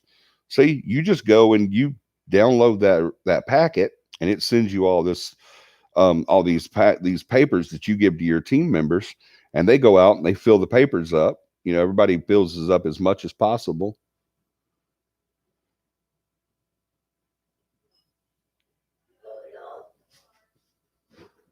Okay, I thought I had another Toby incident, but that was Dakota. And then you pre-sell them, you tally it all up, place your order. They give you the order, you give them the money, then you go distribute the donuts, and you keep the profit. And there you go. You can take that money, because you're usually going to raise somewhere in the neighborhood of $3,000 to $4,000 to $5,000 when you do a good donut sale. And then you take that money and go into a bigger fundraiser. Nothing wrong with that. It's perfectly legal. It doesn't, it's not immoral or anything like that. You're just generating money to generate money. And then you are able to fund your equipment. And that's one of the great ways to do it. Now, if you've got a rich aunt, or if someone on your team is super freaking rich, hey, go for it. You guys go buy all the stuff you want to buy. But let me catch up with you guys where you was at. But if you don't, then sounds like finding sponsors would help too.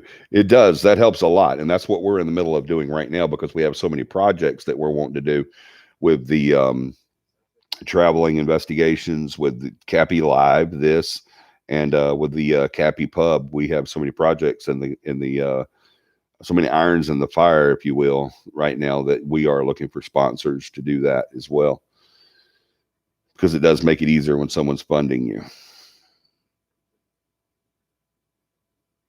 Emily says it may sound cheesy, but maybe somewhere around September or early October, look for local haunted houses and some advertising. Yeah, absolutely.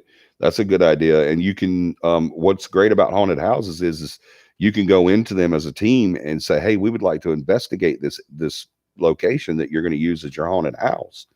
And if we catch evidence there, we can give that to you, and you can use that in your advertising. And more people is going to come because it's really haunted. It's not just a haunted house that the fire department put together, or the local Boy Scouts or the United Way. It really is haunted, and more people are going to want to come. You know what I mean? So,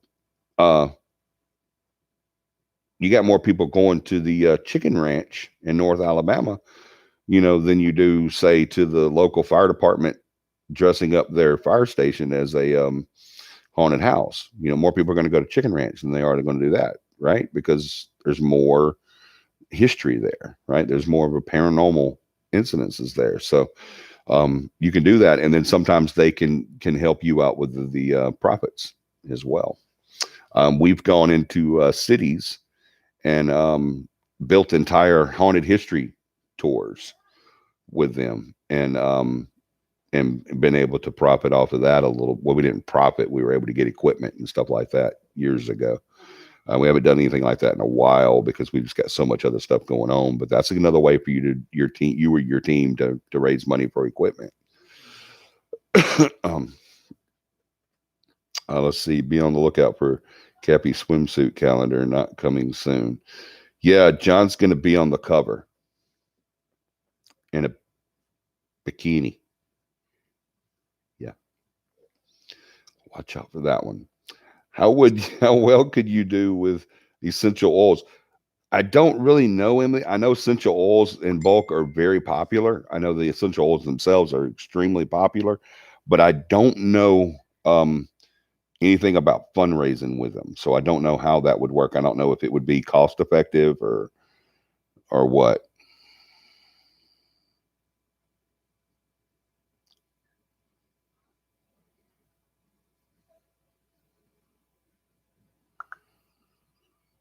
Let's see. Y'all always want to text me.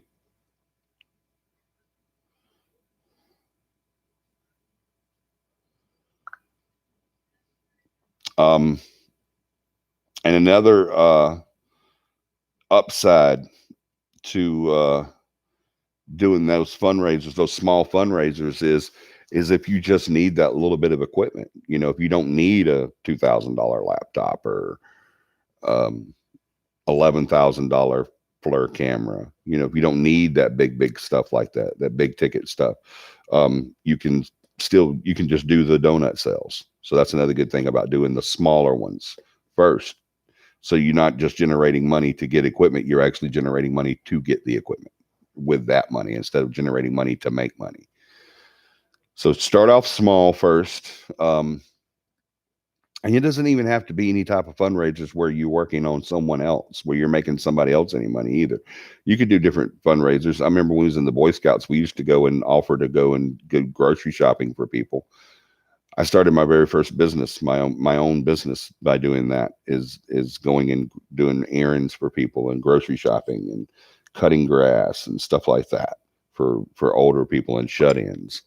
Um, you know, you can. There's all kinds of things that you can do to make money, to help out your team and help out your cause, and just get you that equipment that you need. Um, but yeah, haunted houses and history tours are really good ideas. But I don't know. I'd have to kind of look into that essential oils, Emily. I know they're super popular, but I don't know um, what the what if it's cost effective. What the I don't know. I don't know the profit margins on something like that. Or I've never had anything to do with essential oils because I'm a Rainbow home cleaning system guy, so I don't use essential oils. I don't use oils or chemicals at all. I use the Rainbow scents and all that. If y'all could find someone who makes candles, you could make a deal with them to sell and advertise for them in your videos for a good portion of the profit for the sales. Yeah, absolutely. The candles is a good, it's right up there with chocolates and cookie dough and fruit and stuff like that. The candles is a good seller. Word of mouth is free. That's right. That's the best way to do it. How much do y'all spend in just gas to and from investigations? Oh dear Lord. You know what? I don't even know.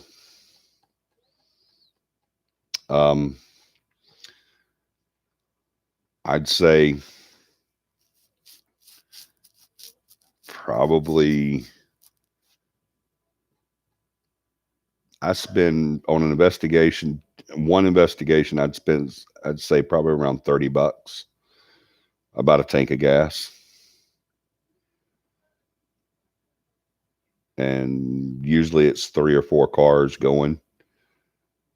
So that's $120 just on one investigation. So north of $100 in gas. Mm-hmm.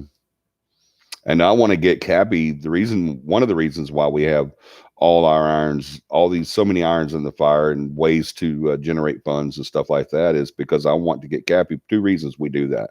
We do stuff like merch and sponsorships and Patreons and everything that we do in classes and everything. Not really classes because all that money just goes right back. It doesn't really generate that. It's going to though, but right now it's not. But anything we do is what I'd like to do is get it to where um, team members don't have to pay for stuff like that. You know, expenses that the CAPI could be able to pay for that. That would make me happy. I don't care about this YouTube channel getting so freaking huge that there's 100 million subscribers, and it generates X amount of dollars and stuff like that. I mean, hey, that would be great, and all the money would still go back to CAPI. It wouldn't go into to me or any other team member. But if that happens, that money is just going to go right back into maybe making it less cost effective for or more cost effective to do investigations for the individual investigators and team members and management, because yeah, we have to pay for all that stuff. I know two of our members tonight, this weekend, did 2 big trips to north of an hour drive to go to 2 different places this weekend, and they had to do that and then go back home too. So that's 4 trips. So over 4 hours that they've spent driving, and gas and wear and tear and their time and everything. So yeah, it gets expensive, but you don't really look at that, because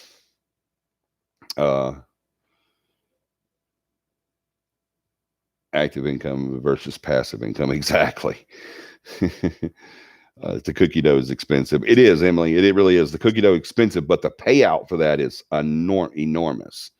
The cookie dough was the example I was using, because if you pay in $5,000 to that, you're gonna net about 30 grand off of that. So in profit. So it's worth it. It really is. The cookie dough is probably one of the research that I did. All of them agreed that cookie dough, candles, and flower seeds and buds was the 3 top ones, even above donut sales, which I just found completely amazing. Because, and another thing that's getting a lot of hits right now, it's actually with 2 of the biggest fundraising companies right now, their number one thing, and I forgot about this one earlier, it is super cheap too, but their number one fundraiser that's going on right now is scratch off cards. I'm actually going to look into that to generate some money for a couple of the projects we got going on that needs money to make them happen. They said that those are really kicking right now, the scratch off cards. So I'm definitely going to check those out. But yeah, we spend. This is the type of field that when you get into it, it's like golf. You're not gonna make any money doing it, but you're gonna spend a bunch of it to continue. I promise you. We had that discussion the other day. I said CAPI couldn't ever pay me back the money I've put into this out of my pocket, and I don't want it to either. I didn't put the money in there to make a profit or to get anything back. I did it because of my passion for the paranormal. So yeah, it would be impossible for CAPI to pay me the money I've put in over the last ever how many years. We started CAPI in 2005, I think. So yeah, never how long that is. What is that? 15 years. So yeah. Let's see. Fairs make huge profits on their games. The gifts might be worth $1, but they easily make 10 from each room that tries to win. Yeah, exactly. I was a carry for a while who ran games, a carney for a while who ran games. Cool. Selling Avon works too. Most sellers are now online. Yeah, a lot of the Avon sales are going online. My wife and I buy a lot of Avon, but we buy it from a friend. We don't do it online. We do it from a friend, but we do buy quite a bit of Avon. I'm addicted to a couple of their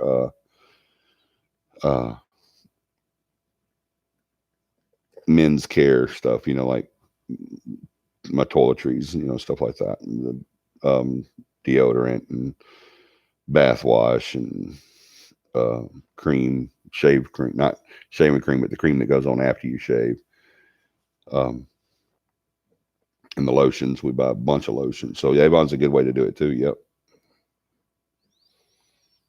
Hey, Cassandra, you've been on for a little while, but I just now saw it. I'm sorry. I'm running my mouth so much I'm not keeping up. The only issue with crystals and stones is a paranormal group you can come across as selling talismans. Crystals do not work that way. Oh, did someone mention or suggest crystals and stones? Oh yeah, Mallory says I buy crystals and stones for like a fee cents. Then I think it was supposed to be a few cents, then turn them into jewelry and sell them for auction. They go for about $30. Wow, that's a good thing. Thong Speedo, Johnny, get it right. That's right. I'm sorry. John's going to be on the calendar in a thong Speedo. I apologize. I always get that wrong. He has to remind me. Let's see. The only issue with crystals and stones is as a paranormal group you can come across as selling talismans. Crystals do not work that way. Yeah. Yeah. And that would be the problem with that. We speak so much against those. It would be hard for us to do that. I don't sell online, but I post on my Instagram some of the stuff I make. Embers Witch is my username. I will have to check that out. I'm too scared to meet up with people on Facebook from a bad experience. Oh, bless your heart. I'll have to look into for you. Blah, blah. My friend met up to sell something on Facebook Marketplace and almost was robbed. Oh my goodness. You don't ever meet anybody to unless you're in a big group. That's why around here they do it in a huge group. I don't buy anything off Facebook Marketplace anyway because it's a scam. But the auction, they do it in this huge group, so everybody's safe. 1.54, 1,540 something subscribers. That's awesome. We're going to hit that 2,500 and then 5,000 in no time. Mallory, I meet people at the police station or sell or buy stuff. You can definitely enter any would-be crooks by refusing to meet anywhere else. That's right. Yep, that's not it. If you do something on Craigslist or Marketplace or something like that, that's the best thing to do. Laura's right. Is you say, yeah, I'll meet you, but we're going to meet at the police department at shift change. Yep.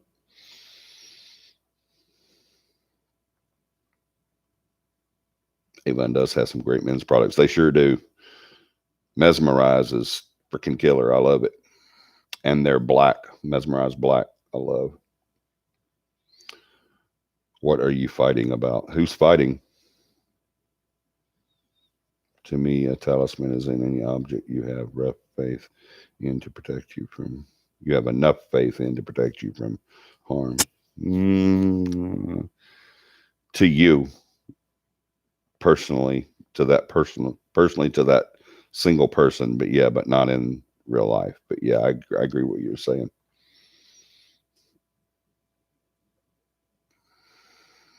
I don't see.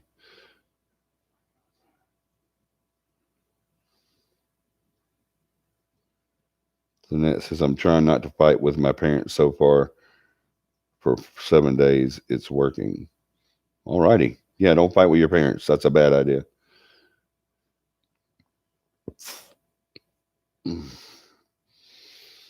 All right.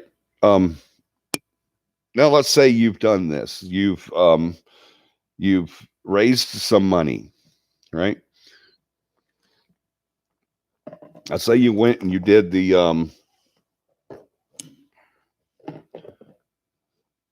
oh crap.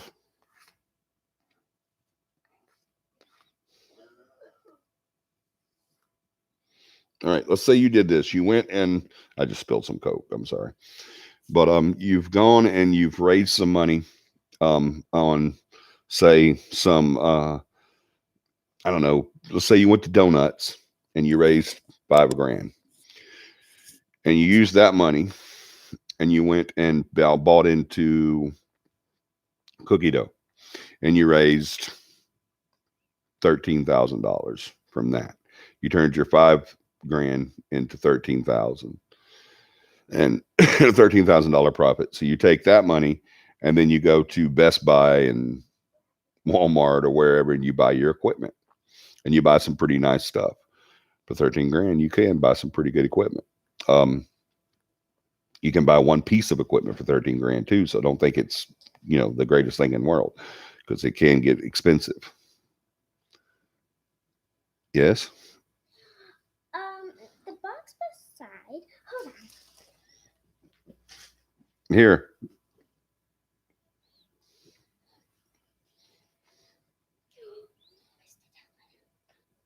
Take it. Unplug it from down there. And then you can take it and charge your tablet. Or my tablet, excuse me.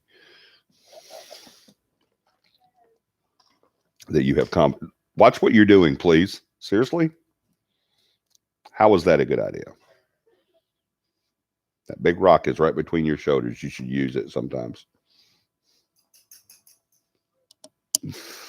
So let's say you've done that. You've gone and you've done your little fundraiser and generated a little chunk of cheese. And now you want to do a big fundraiser and generate a bigger chunk of cheese. And now you can go and start doing your shopping for your equipment. If you are not a nonprofit, guess what? Guess what happens next? Does anybody know? What? You can get mine from upstairs. It's still plugged in by the bed. Who knows?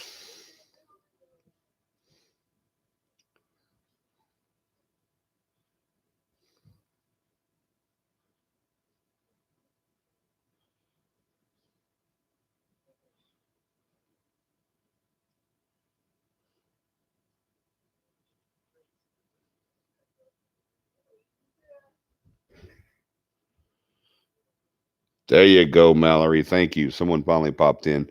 Exactly. The taxman cometh. If you're not a nonprofit and you do these fundraisers, remember, do not burn yourself. You've got to pay taxes on that money. Okay. As a team, you've got to pay those taxes on that money. The best way to do it is to get the person on your team that makes the least amount of money in their personal career, whoever makes the least amount of money, even if you, especially if you maybe have someone on your team that's unemployed or disabled or something like that, it's usually best to get them to be the holder of the money. All the money goes into their account, or you can do it with cards and everything, but don't do that. If you do it with, I've heard people say, well, why don't you just, when you do a fundraiser, take that money and gift it to this person, blah, blah, blah. Okay, so that means the person you just gave the money to doesn't have to pay taxes on it. But guess what? You still do. All right. Krispy Kreme and Cookies International are not going to gift you that money. Okay. They're going to write out what's called a 1099 corporate, and they're going to send that in. And then they're going to say, well, who did you give the money to? Who did this? Oh, well, Central Alabama Paranormal Investigations in care of Johnny Rushing. Oh, well, then they're going to say, okay, they're going to come. She went up to get the block.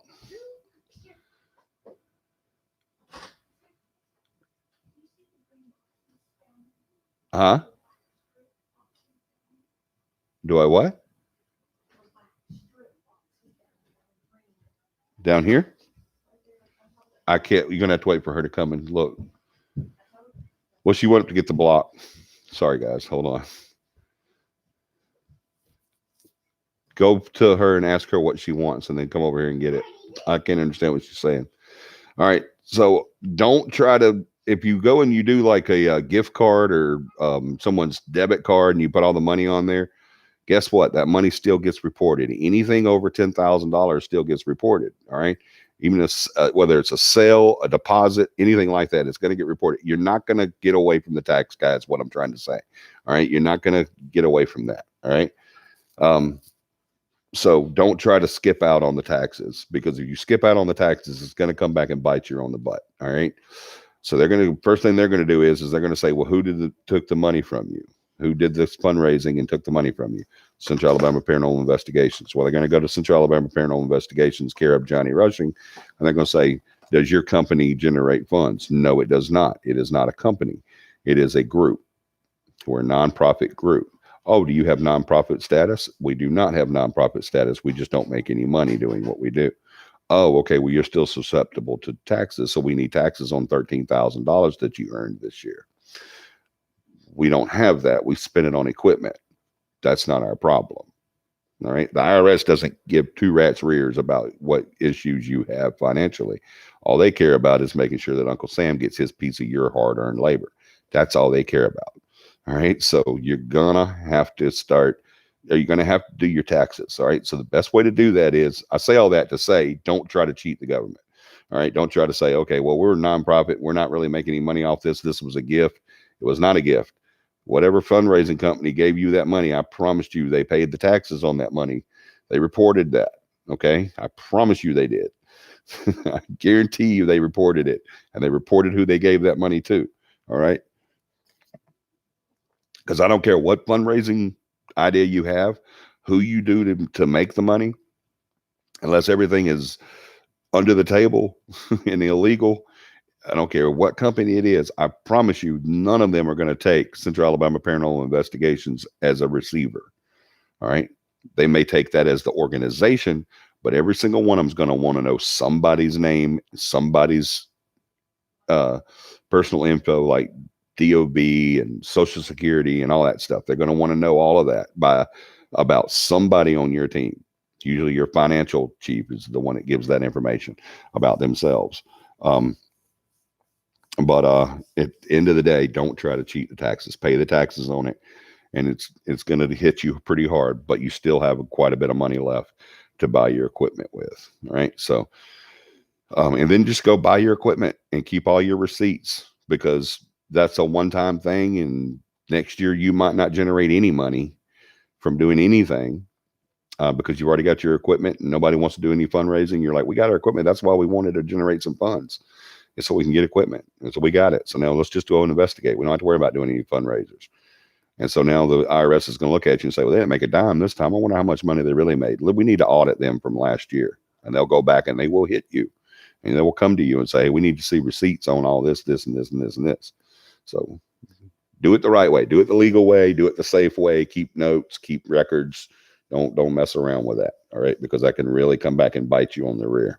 All right. I've never experienced that because CAPI, any money CAPI's ever made, we've always been on the up and up. All right. We don't play around like that. One year we forgot about it, and it was the year that we did a haunted history tour, and we did get some money. We generated some money from that, and my financial officer at that time got hit at the end of the year by taxes, and we had to help out with that. We had to take care of it. So, but unfortunately, that person made enough money to where it made a difference. So that's why you want to use the person that makes the least amount of money on your team. So, all right, let's see. There are some like that anywhere across the way to remember the face. I think I missed something up here. People seem to use the cross as a talisman. Not smart people. Stones and crystals can be used the same way. No, they can't. I can't believe you just said stones and crystals can be used the same way as a cross. I always get so stressed out, then I realize my blood pressure rises too much, so I don't. Oh, I've already read that. Yeah, don't stress yourself out, Lynette. Nothing's worth high blood pressure. Don't do that to yourself, darling. Let's see. Having high blood pressure is no fun or even funny. It sure ain't. There's nothing fun or funny about it. High blood pressure. No inherent power in it. So it has no inherent power in itself. My mom had to start her meds for HBP before she was 40. Bless her heart. They put me on high blood pressure medication, and that's the only time I ever had high blood pressure. Literally, whenever I took myself off of the high blood pressure, my blood pressure went down from over 200 to 120 over 80, which is perfect. But let's see. Yes, my mom had to start. It's the faith belief of the object. A cross reps your faith in your God who protects you. Pinnacles rep faith or belief in nature who protects their wearers. Disagree with you again. Sorry. I'm trying not to go for medicine, high blood pressure. I don't need that. Yeah, I don't blame you. That's what I did. I chose not to wear or use the medicine, and it was better. And for the same reason, stones and crystals rep whatever the owner feels projects them, whether it's loved. Y'all keep on going back to that, and you're going to make me say it, aren't you? Stones and crystals are nothing. They make the person feel better. That's it. They're not going to protect you from anything or anything like that. All right. It's not going to happen. All right. A cross, a crucifix, whatever you want to call it. It's not going to help you. Okay. It's not going to help you. It's not going to do anything for you. It may make you feel better, but it's not going to make you feel any better. It's not going to help you. All right. Your faith, all right, is what's going to help you. All right. Um, and not everybody is Christian. I understand that, Emily. That's why I didn't want to get into it. But don't bring that unless you want to defend that. Okay. Because it's just, my mom raised me, so of course she had HP. Emily, you sound like me. My mom had high blood pressure because of me too. I like shiny things. That's why I love crystals. Yeah. See, look, guys, let's do this. Let's do this real quick. All right. Um, I don't care if you're Wiccan, if you're Christian, if you're naturalist, if you're new or NWA or the MWO, excuse me. I don't care what you are, NWA. Just not at the Coliseum. No. I don't care what you are, what your religion is, Buddhism, Catholicism. I don't care. Be whatever you want to be. That's the greatest thing about our country, is that you can just do whatever the hell you want to do when it comes to religion. We don't have to worry about people knocking down our doors and slitting our throats or cutting our heads off outside. We will soon, but right now we get to choose what we do that. So I hate bringing politics and religion on this show, but I'm going to do it just because we started that. If you wear talisman, if you wear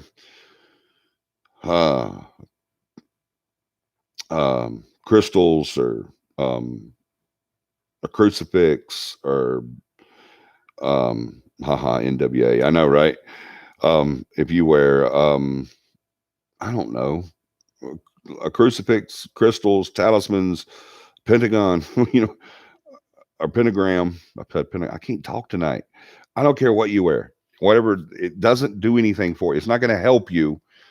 All right. If you go into a investigation and there's a demonic there, none of that stuff on your body is going to help you if you don't have the faith to back it up.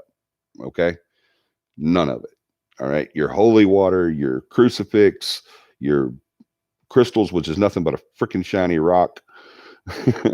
Your talismans, none of that stuff. The frog's breath that you breathed into the glass vial and pulled around your neck, or the rattlesnake poison or the moccasin poison that you squoze you milked into the glass container and put it around your neck. None of that stuff's going to help you. Okay. None of it. All right. None of that stuff is going to do anything for you if you do not back it up with your faith. All right. So please, y'all get it through your heads. All this stuff that you're carrying around, and I don't have a problem with you carrying it around, because that's another great thing about this country. You can do dumb things and it be perfectly normal to you, but dumb to everybody else. I don't wear a crucifix around my neck because I don't adhere to mainstream Christianity. What they say is the right way. All right. The Bible's not complete. Man wrote it with the instructions of God, but we didn't include all of it in there. The Vatican's already said that. So I'm not gonna. Who told you about my frog's breath? Yeah, that's pretty bad. I hope you're kidding, Emily. Please God, be kidding. But I think she is. But please know that all that stuff is not going to help you. All right. If I go into a situation, into an investigation, and there are demonics there, the first thing I do is I get my team the hell out. They leave, and I'll stay by myself, and then I go to war. I'm not using holy water, to go to war with this thing. I'm not using a crystal or a crucifix or a cross to go to war with this. I'm going to use me. All right. I'm going to use me and my faith. All right. That's what I'm going to use to go to war, and I'm going to win. All right. No power is greater in the world than the power inside of me. All right. How do you get that power? I'm not going to go into all that. Okay. Because I'm not going to debate religion and just in different types of sex and all that. I'm not going to do it. But your faith is what's going to save you, not some object you got wrapped around your neck or put on your wrist or tucked behind your ear. tattooed into your inner lip, or whatever you might do. All right, hanging around your neck, right, or hanging around your ankle, all right, or in your belly button, or in your breast, or wherever. And none of that stuff's going to help you. All right, what's going to help you is or help you or hurt you is your faith, or the lack thereof. All right, that's what you need, not all this other stuff. All right, I'm not saying you, if it makes you feel better to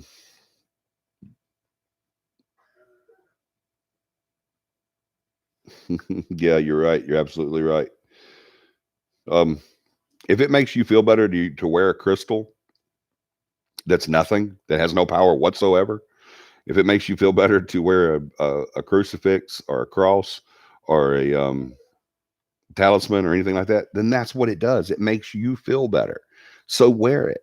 All right, if it makes you feel better, please, you wear that, please, because that's what it does. Monday. I know, right? Y'all still picking on me for saying NWA. Let's see. My faith is so strong, stronger than waking up 3 times, once on Friday that it was the middle of the night, to another time on Saturday, on Sunday, 2 times wake up in the middle. I have no idea what you're talking about. Greater is him that is in me than in the world. That's right. Absolutely. So you don't need all that stuff. All right. It's not going to do anything for you. All you need is yourself. All right. I tried wearing a crystal once, but she got too heavy. Yeah, you just found somebody named Crystal, and she was just like way too heavy.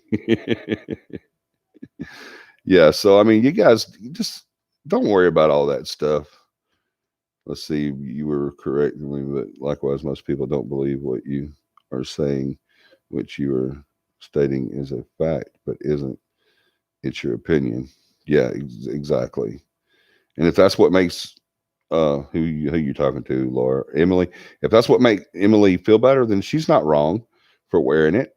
It's what it does. It's what it needs to do. Her wearing that stone or crystal is what makes her feel better. It gives her that strength, and that inner confidence. And there's nothing wrong with that, because that faith is what's going to save her, not that crystal. All right. That's why I've had people on my team argue me and say, hey, you can't knock this or anything like this.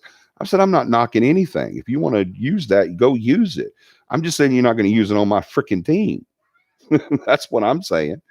You know, I've had people say, well, a more effective seance would be using a Ouija board. Well, first of all, I'm not going to do a freaking seance in the first place. And if I was, I certainly wouldn't use a damn Ouija board, because all it is a game. It's a board game. That's it. It doesn't have any power to summon a demon. Right? You've got power to summon a demon, but not that Ouija board. So please, you guys know, he ain't heavy. He's my brother. That and lipstick are my weapon of choice. There you go, Emily. If a crystal and lipstick works for you, baby, you go for it. Do it. That makes you feel better. That's what it does. All right. That's what a talisman does. That's what crystals in someone's pocket or around their neck or in their earrings or whatever. That's what makes them feel better. Then you go for it. All right. If you want to wear a crystal or a crucifix or a cross and that makes you feel better, go for it. Wear it. There's nothing wrong with that. But just know it's not going to help you. All right. It doesn't have the ability to do what you think it's going to do for you. All right. Let me catch up with you guys. I think I already did.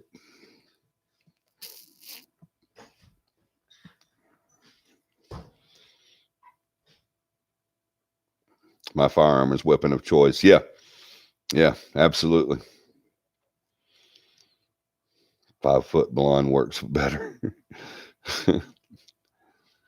High heels would be a good weapon. Absolutely, Mallory. I wish I could still wear a size 5 butt. Are you saying I wish I could still wear a size 5 butt? Or are you saying wished I could still wear a size 5 butt? Yes, depending on where you put that comma. Or ... So that makes a big, big difference. on how you meant that statement.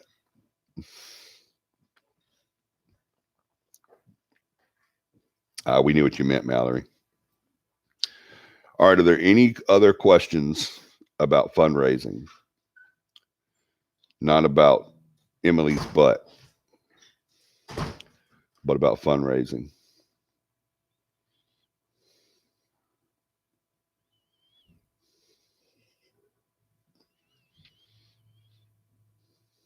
Any tool is a weapon if you hold it right. That's right. The pen is mightier than the sword, especially if you insert that sucker about right there.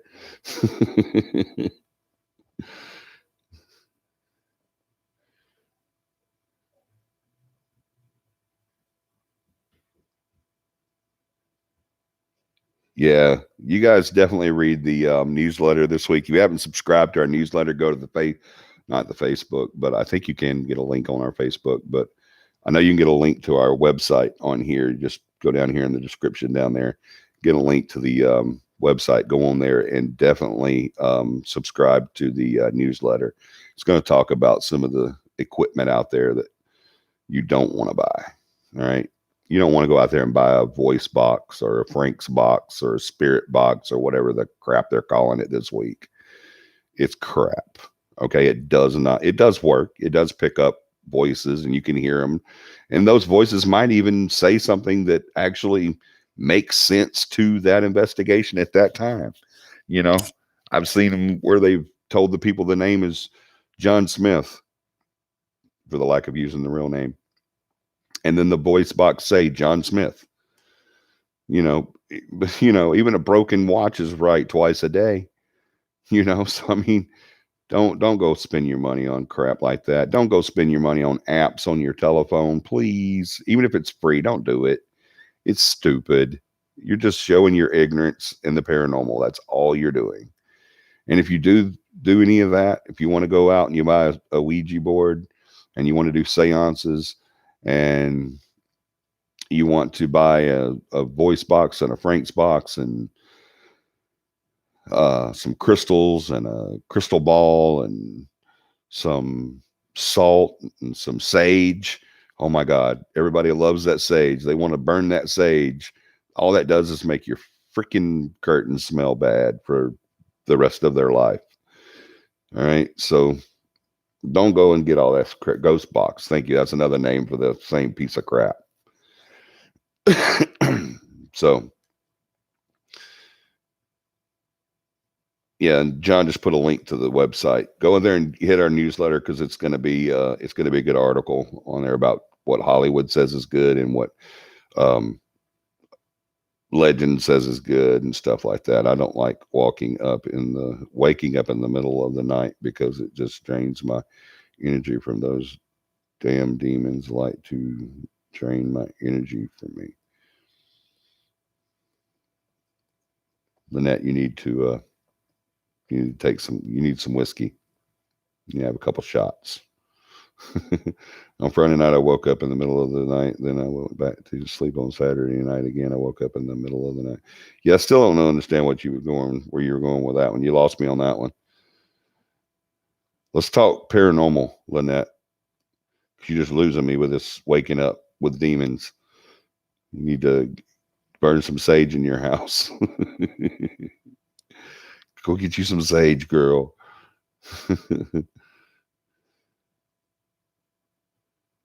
Legend was a good movie. Are we just like out of the blue right now? Is that what we're playing? We're playing the game out of the blue.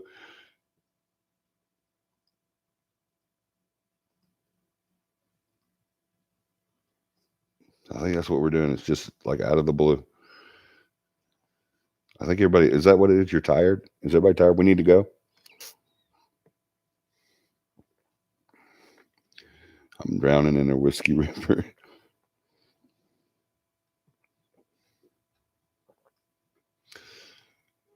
So you don't believe a spirit can interact using a Ouija board? Guess. Guess the answer to that question. What I'm saying is the Ouija board is stupid. It's not real. I had one when I was a kid and I threw it away and never came back.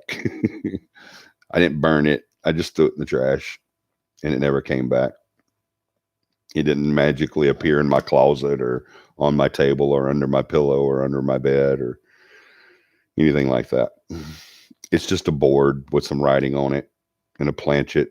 Someone's always moving it. It's not supernatural. It's a ghost doesn't need a Ouija board to talk to you, and a demon definitely doesn't need it to talk to you. You don't need it. Can it you be possessed or not possessed? But can it be a tool to talk to him? I, I guess, but why? It's just really dumb.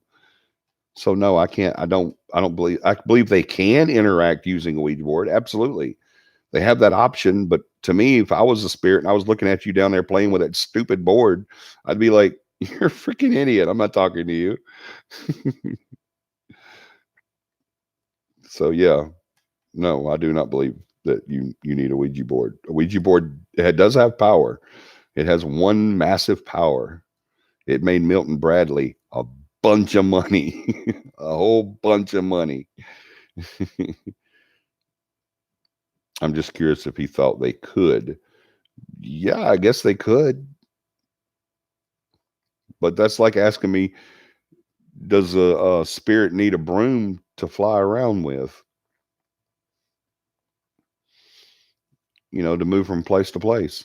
I'm like, I guess they could use a broom if they wanted to carry a broom around with them, but that's kind of stupid. Why would they? Why can't they use a number two pencil? Which is just as mysterious as a broom because it's the most popular pencil in the world, but yet it's called number two instead of number one. So yeah, that it asking me or asking anyone asking the question, does a spirit need a Ouija board or can a spirit use a Ouija board to communicate is the same as asking me, does a spirit need a broom to fly like a witch? It's ridiculous. We created the black cat theory. We created the broom theory. We created the Ouija board, not spirits, not demons, none of that stuff. So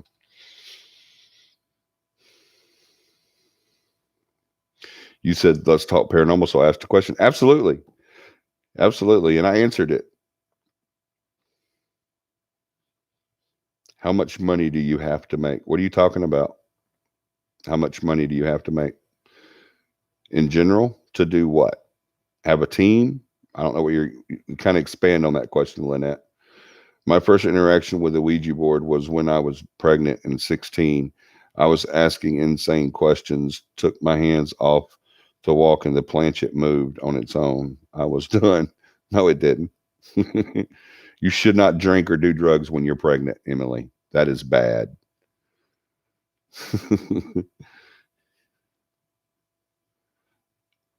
I just love it when you get a rise out of dumb questions. I know you do, Cassandra. That's not a dumb question. Ouija boards aren't dumb questions. I even said rise. I knew that's what you was talking about. Yeah, so a Ouija board is not a dumb question. I never said that was dumb. I said it's stupid to use one. It's dumb to use one. It's not dumb to ask about it though. Absolutely not. I've just made it very clear over the years of doing this show that uh I don't of my feelings on a Ouija board.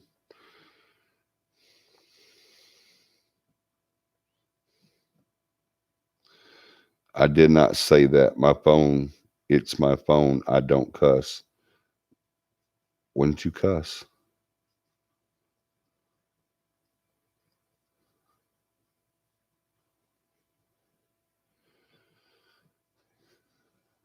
We didn't see a cuss from you. Who said that? Lynette. The last thing you said was, how much money do you have to make? That's not cussing. That's asking a question, but I just needed you to elaborate on that question because it made no sense the way it was worded. So fix that. No. Okay, don't. I'm sorry. She just said no. I'm not elaborating on it. That was my question. How much money do you have to make? You will not elaborate on that. Okay, I get you. You have to make $80,000 a year. That's how much you have to make. My first, oh, I already read that.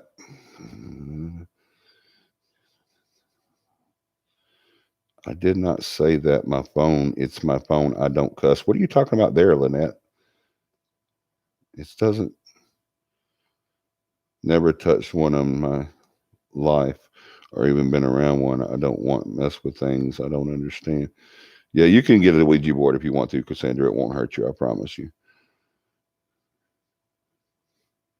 Ouija boards are basically nothing more than a way to focus. So, Emily, I'm always like on your side until you say some crap like that. Then I have to just say, oh my God. I was talking about the crystals. I was like on the borderline. I was like, I don't know about Emily yet. I'm gonna kind of, and then you started saying some other stuff. I'm like, okay, she's cool. Yeah, she's getting it. She's getting it. Then you say some crap like Ouija boards is a way to focus. Focus on what? You say that, and I'm like, crap, now I done lost Emily again. I'm not with it anymore. Maybe you thought it. Maybe I thought what? Y'all losing me. Maybe I'm getting tired. But I'm thinking this random osity here for some reason. It's 12:16. It's 11:16. It's 11:18 actually. It's probably 12 where you're at, but here it's 11. $100 million. Yeah, you got to make $100 million. Well,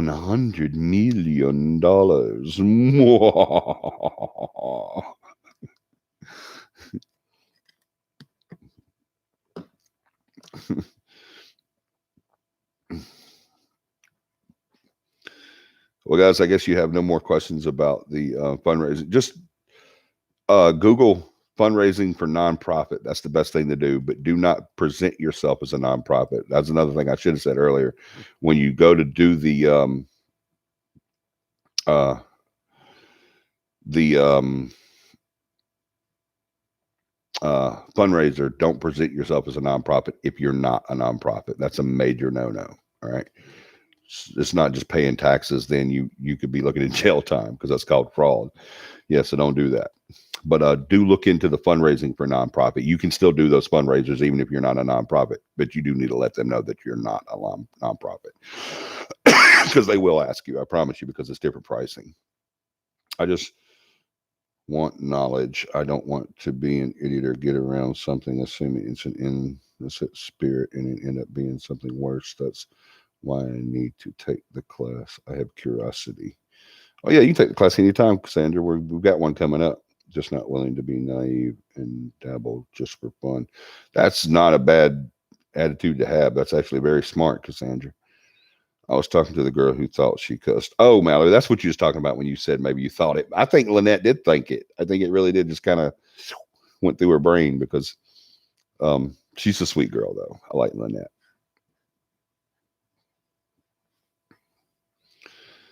Think about it. The board makes you clear your mind, focus on trying. Emily, I swear to God, you keep walking in there. Clear your mind, focus on trying to interact with the spirits. No different than meditation. I don't believe in meditation either, not for the paranormal. I do believe in meditation for self healing and stuff like that, but I don't believe in it. I mean, it has no place in the paranormal. Next class is 2:15:20. Yep, which is next Saturday at 10 a.m. I go to work at 3 that day. Oh, I'm sorry, Cassandra. We'll do another one. We do them all the time. And we're going to bring out back the CAPI Cafe. We're going to be bringing that back really soon, like I announced last week. And we're also going to do the camping trips.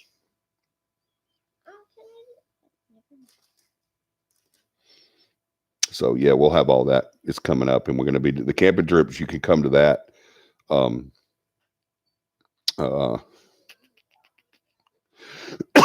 excuse me, Cassandra, and you'll get everything in one weekend. You get the class, you get the hands-on, you get the initial investigation, and your certificate all in one swoop.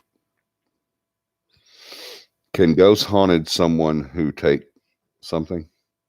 Can ghosts haunted? I'm thinking you meant haunt someone who takes something. I don't know where you're going with that. I think I do, but the question to that is always going to be yes. Can ghosts? Yes, they can. They can haunt anybody they want to, but they're not bound to haunt anyone. So if you're interested in taking the class, contact John Bowen, jbowen.capi@gmail.com. He's got the link up there. J Bowen, JBOWEN .capi, CAPI @gmail.com. That's jbowen.capi@gmail.com if you're interested in taking the class. We do have spots open for the next class, so if y'all hurry and get in there. Did you know not all things work for all people? Yes, I definitely knew that, Emily. Not all things work for all people, and most things don't work for anybody.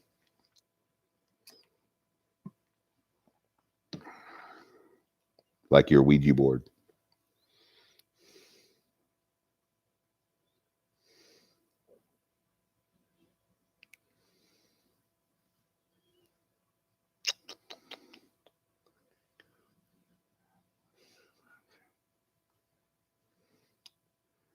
I think that's what she meant, Cassandra, was a ghost being attached to an object. But a ghost can't, well, I mean, they can clue in on an object and attach themselves to it, but they can't be bound to it.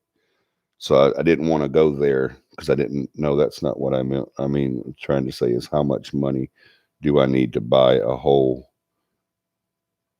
equipment for ghost hunting? Oh, that's what you're asking. Okay, Lynette. Well, why didn't you say that instead of just saying how much money you need to make? How was I supposed to know that's what you were saying? You lost me. But yeah, on ghost equipment, how much money you need to make? Eh, more than it costs. You don't want to put yourself out. To If you're just wanting to get equipment for yourself, just for you to investigate with, then you're looking at probably you can do it for $150, $200. You can get some good equipment for $150, maybe 200, because you're going to need a camera,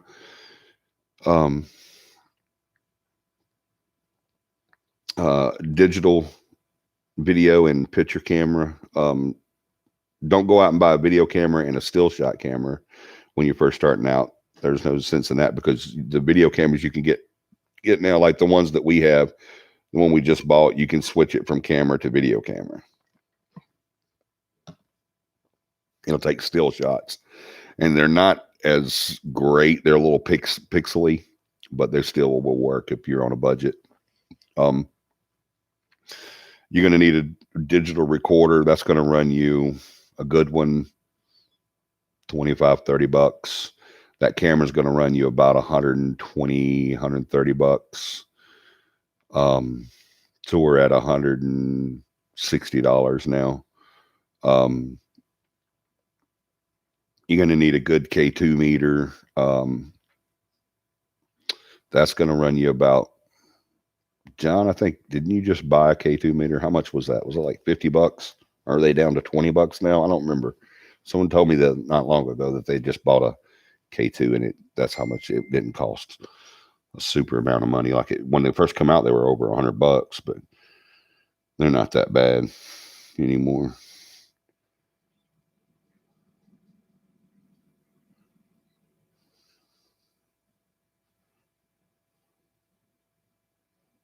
Oh my goodness, I'm so sorry. I wish I'd have known. I would have told y'all the way.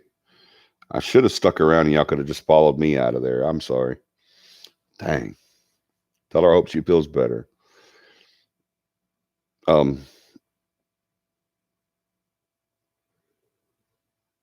Ouija board. Right.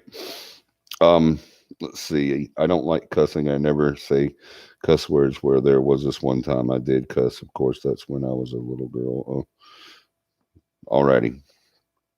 But yeah, you about $200. You can start it up now for a team.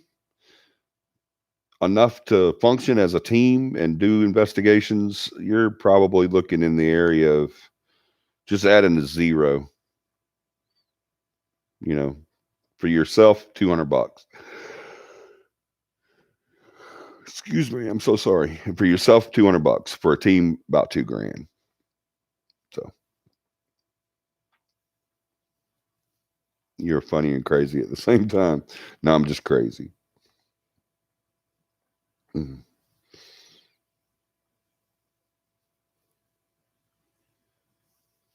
So what came of the CAPI Appreciation Month giveaway? Are we done with that? That was John's deal. John, are we done with that? I don't know if anyone else did it besides you, Cassandra.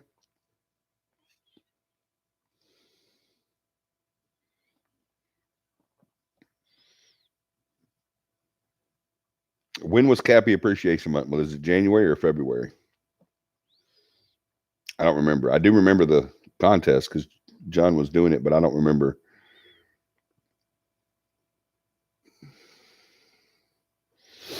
Was it January or February? I think it was January, wasn't it?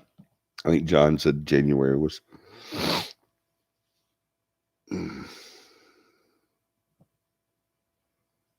We all know what that means. Yeah, you won. I think you did. I think you were the only participant. I don't think anybody else did it, unless I'm wrong, John. Tell me if I'm wrong. Well, John, where are you? Why did you go dark? Jonathan, where art thou? Cassandra says, we all know what that means. That means I won. Yeah, I think you did win. Because I don't think anybody else did it. I think you were like literally the only one that did it. It was going to be hard to beat you anyway with the amount of merch that you had and the cuteness level. I don't think anybody was going to beat the cuteness level of your kids.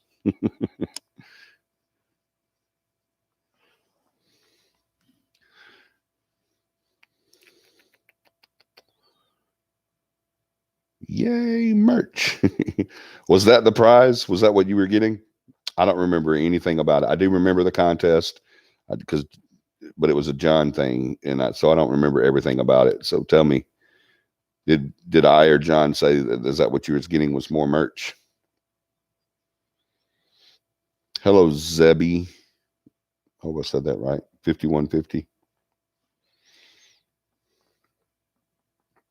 I don't know where John is. Yes, sir. Oh, so it was merch. Okay, I'll get with John and find out what merch it was, and make sure that you are the winner. But I'm like 99.999% sure that you won, because I don't think anybody else, literally, you were the only one that participated in it. So I don't think you have anything to worry about. I think you definitely won. So yeah, let me get with John and see if he had, because I know he put it in writing. He put like on the page and everything. So let me get with him and find out what it was that you win for that. If it was a percentage, or if you get free, or what you get for free, all that good stuff. So yeah, contact him, Cassandra. My daughter said, "Yay!" Oh, bless her heart. Y'all, Cassandra's got the prettiest daggum kids. They're freaking adorable. So when we first started this contest, I knew that Cassandra was going to win. When she submitted her photos, I knew she would win, because I was like, "There's nobody going to beat her. She's just like, or them, not just her daughter, but the two kids." I said, "Yeah, it doesn't matter. There's no one going to beat them," because they were freaking adorable. So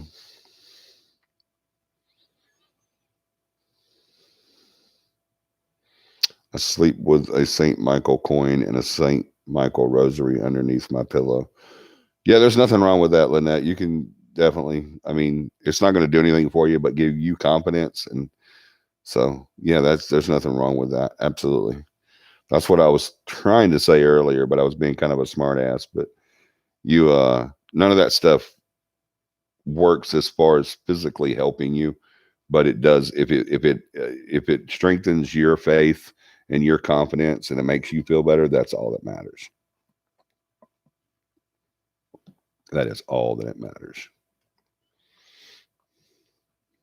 Well, I guess we're going to call it a night. We've been on for 2.5 hours, and I think everybody is starting to go to bed, unless I pissed like John and Emily and who else was on. I don't know, a bunch of people. Mallory's gone now. Blah blah blah. I don't know, or they're not saying anything anyway. But anyway, I love you guys. Thank you guys for another successful show. We will see you guys. We've got CAPI Pub coming up. We're fixing to start filming. You guys don't want to miss it. If you want to be a part of it, you got to do that Patreon. Do the VIP Patreon. You will be a part of CAPI Pub. I promise you, you will not regret it. That thing, we're so super excited. I'm more excited about CAPI Pub starting up than I was about this starting up when we started CAPI Live. Because the CAPI Pub is going to be phenomenal. I promise you, you're going to love it. It's going to be an awesome.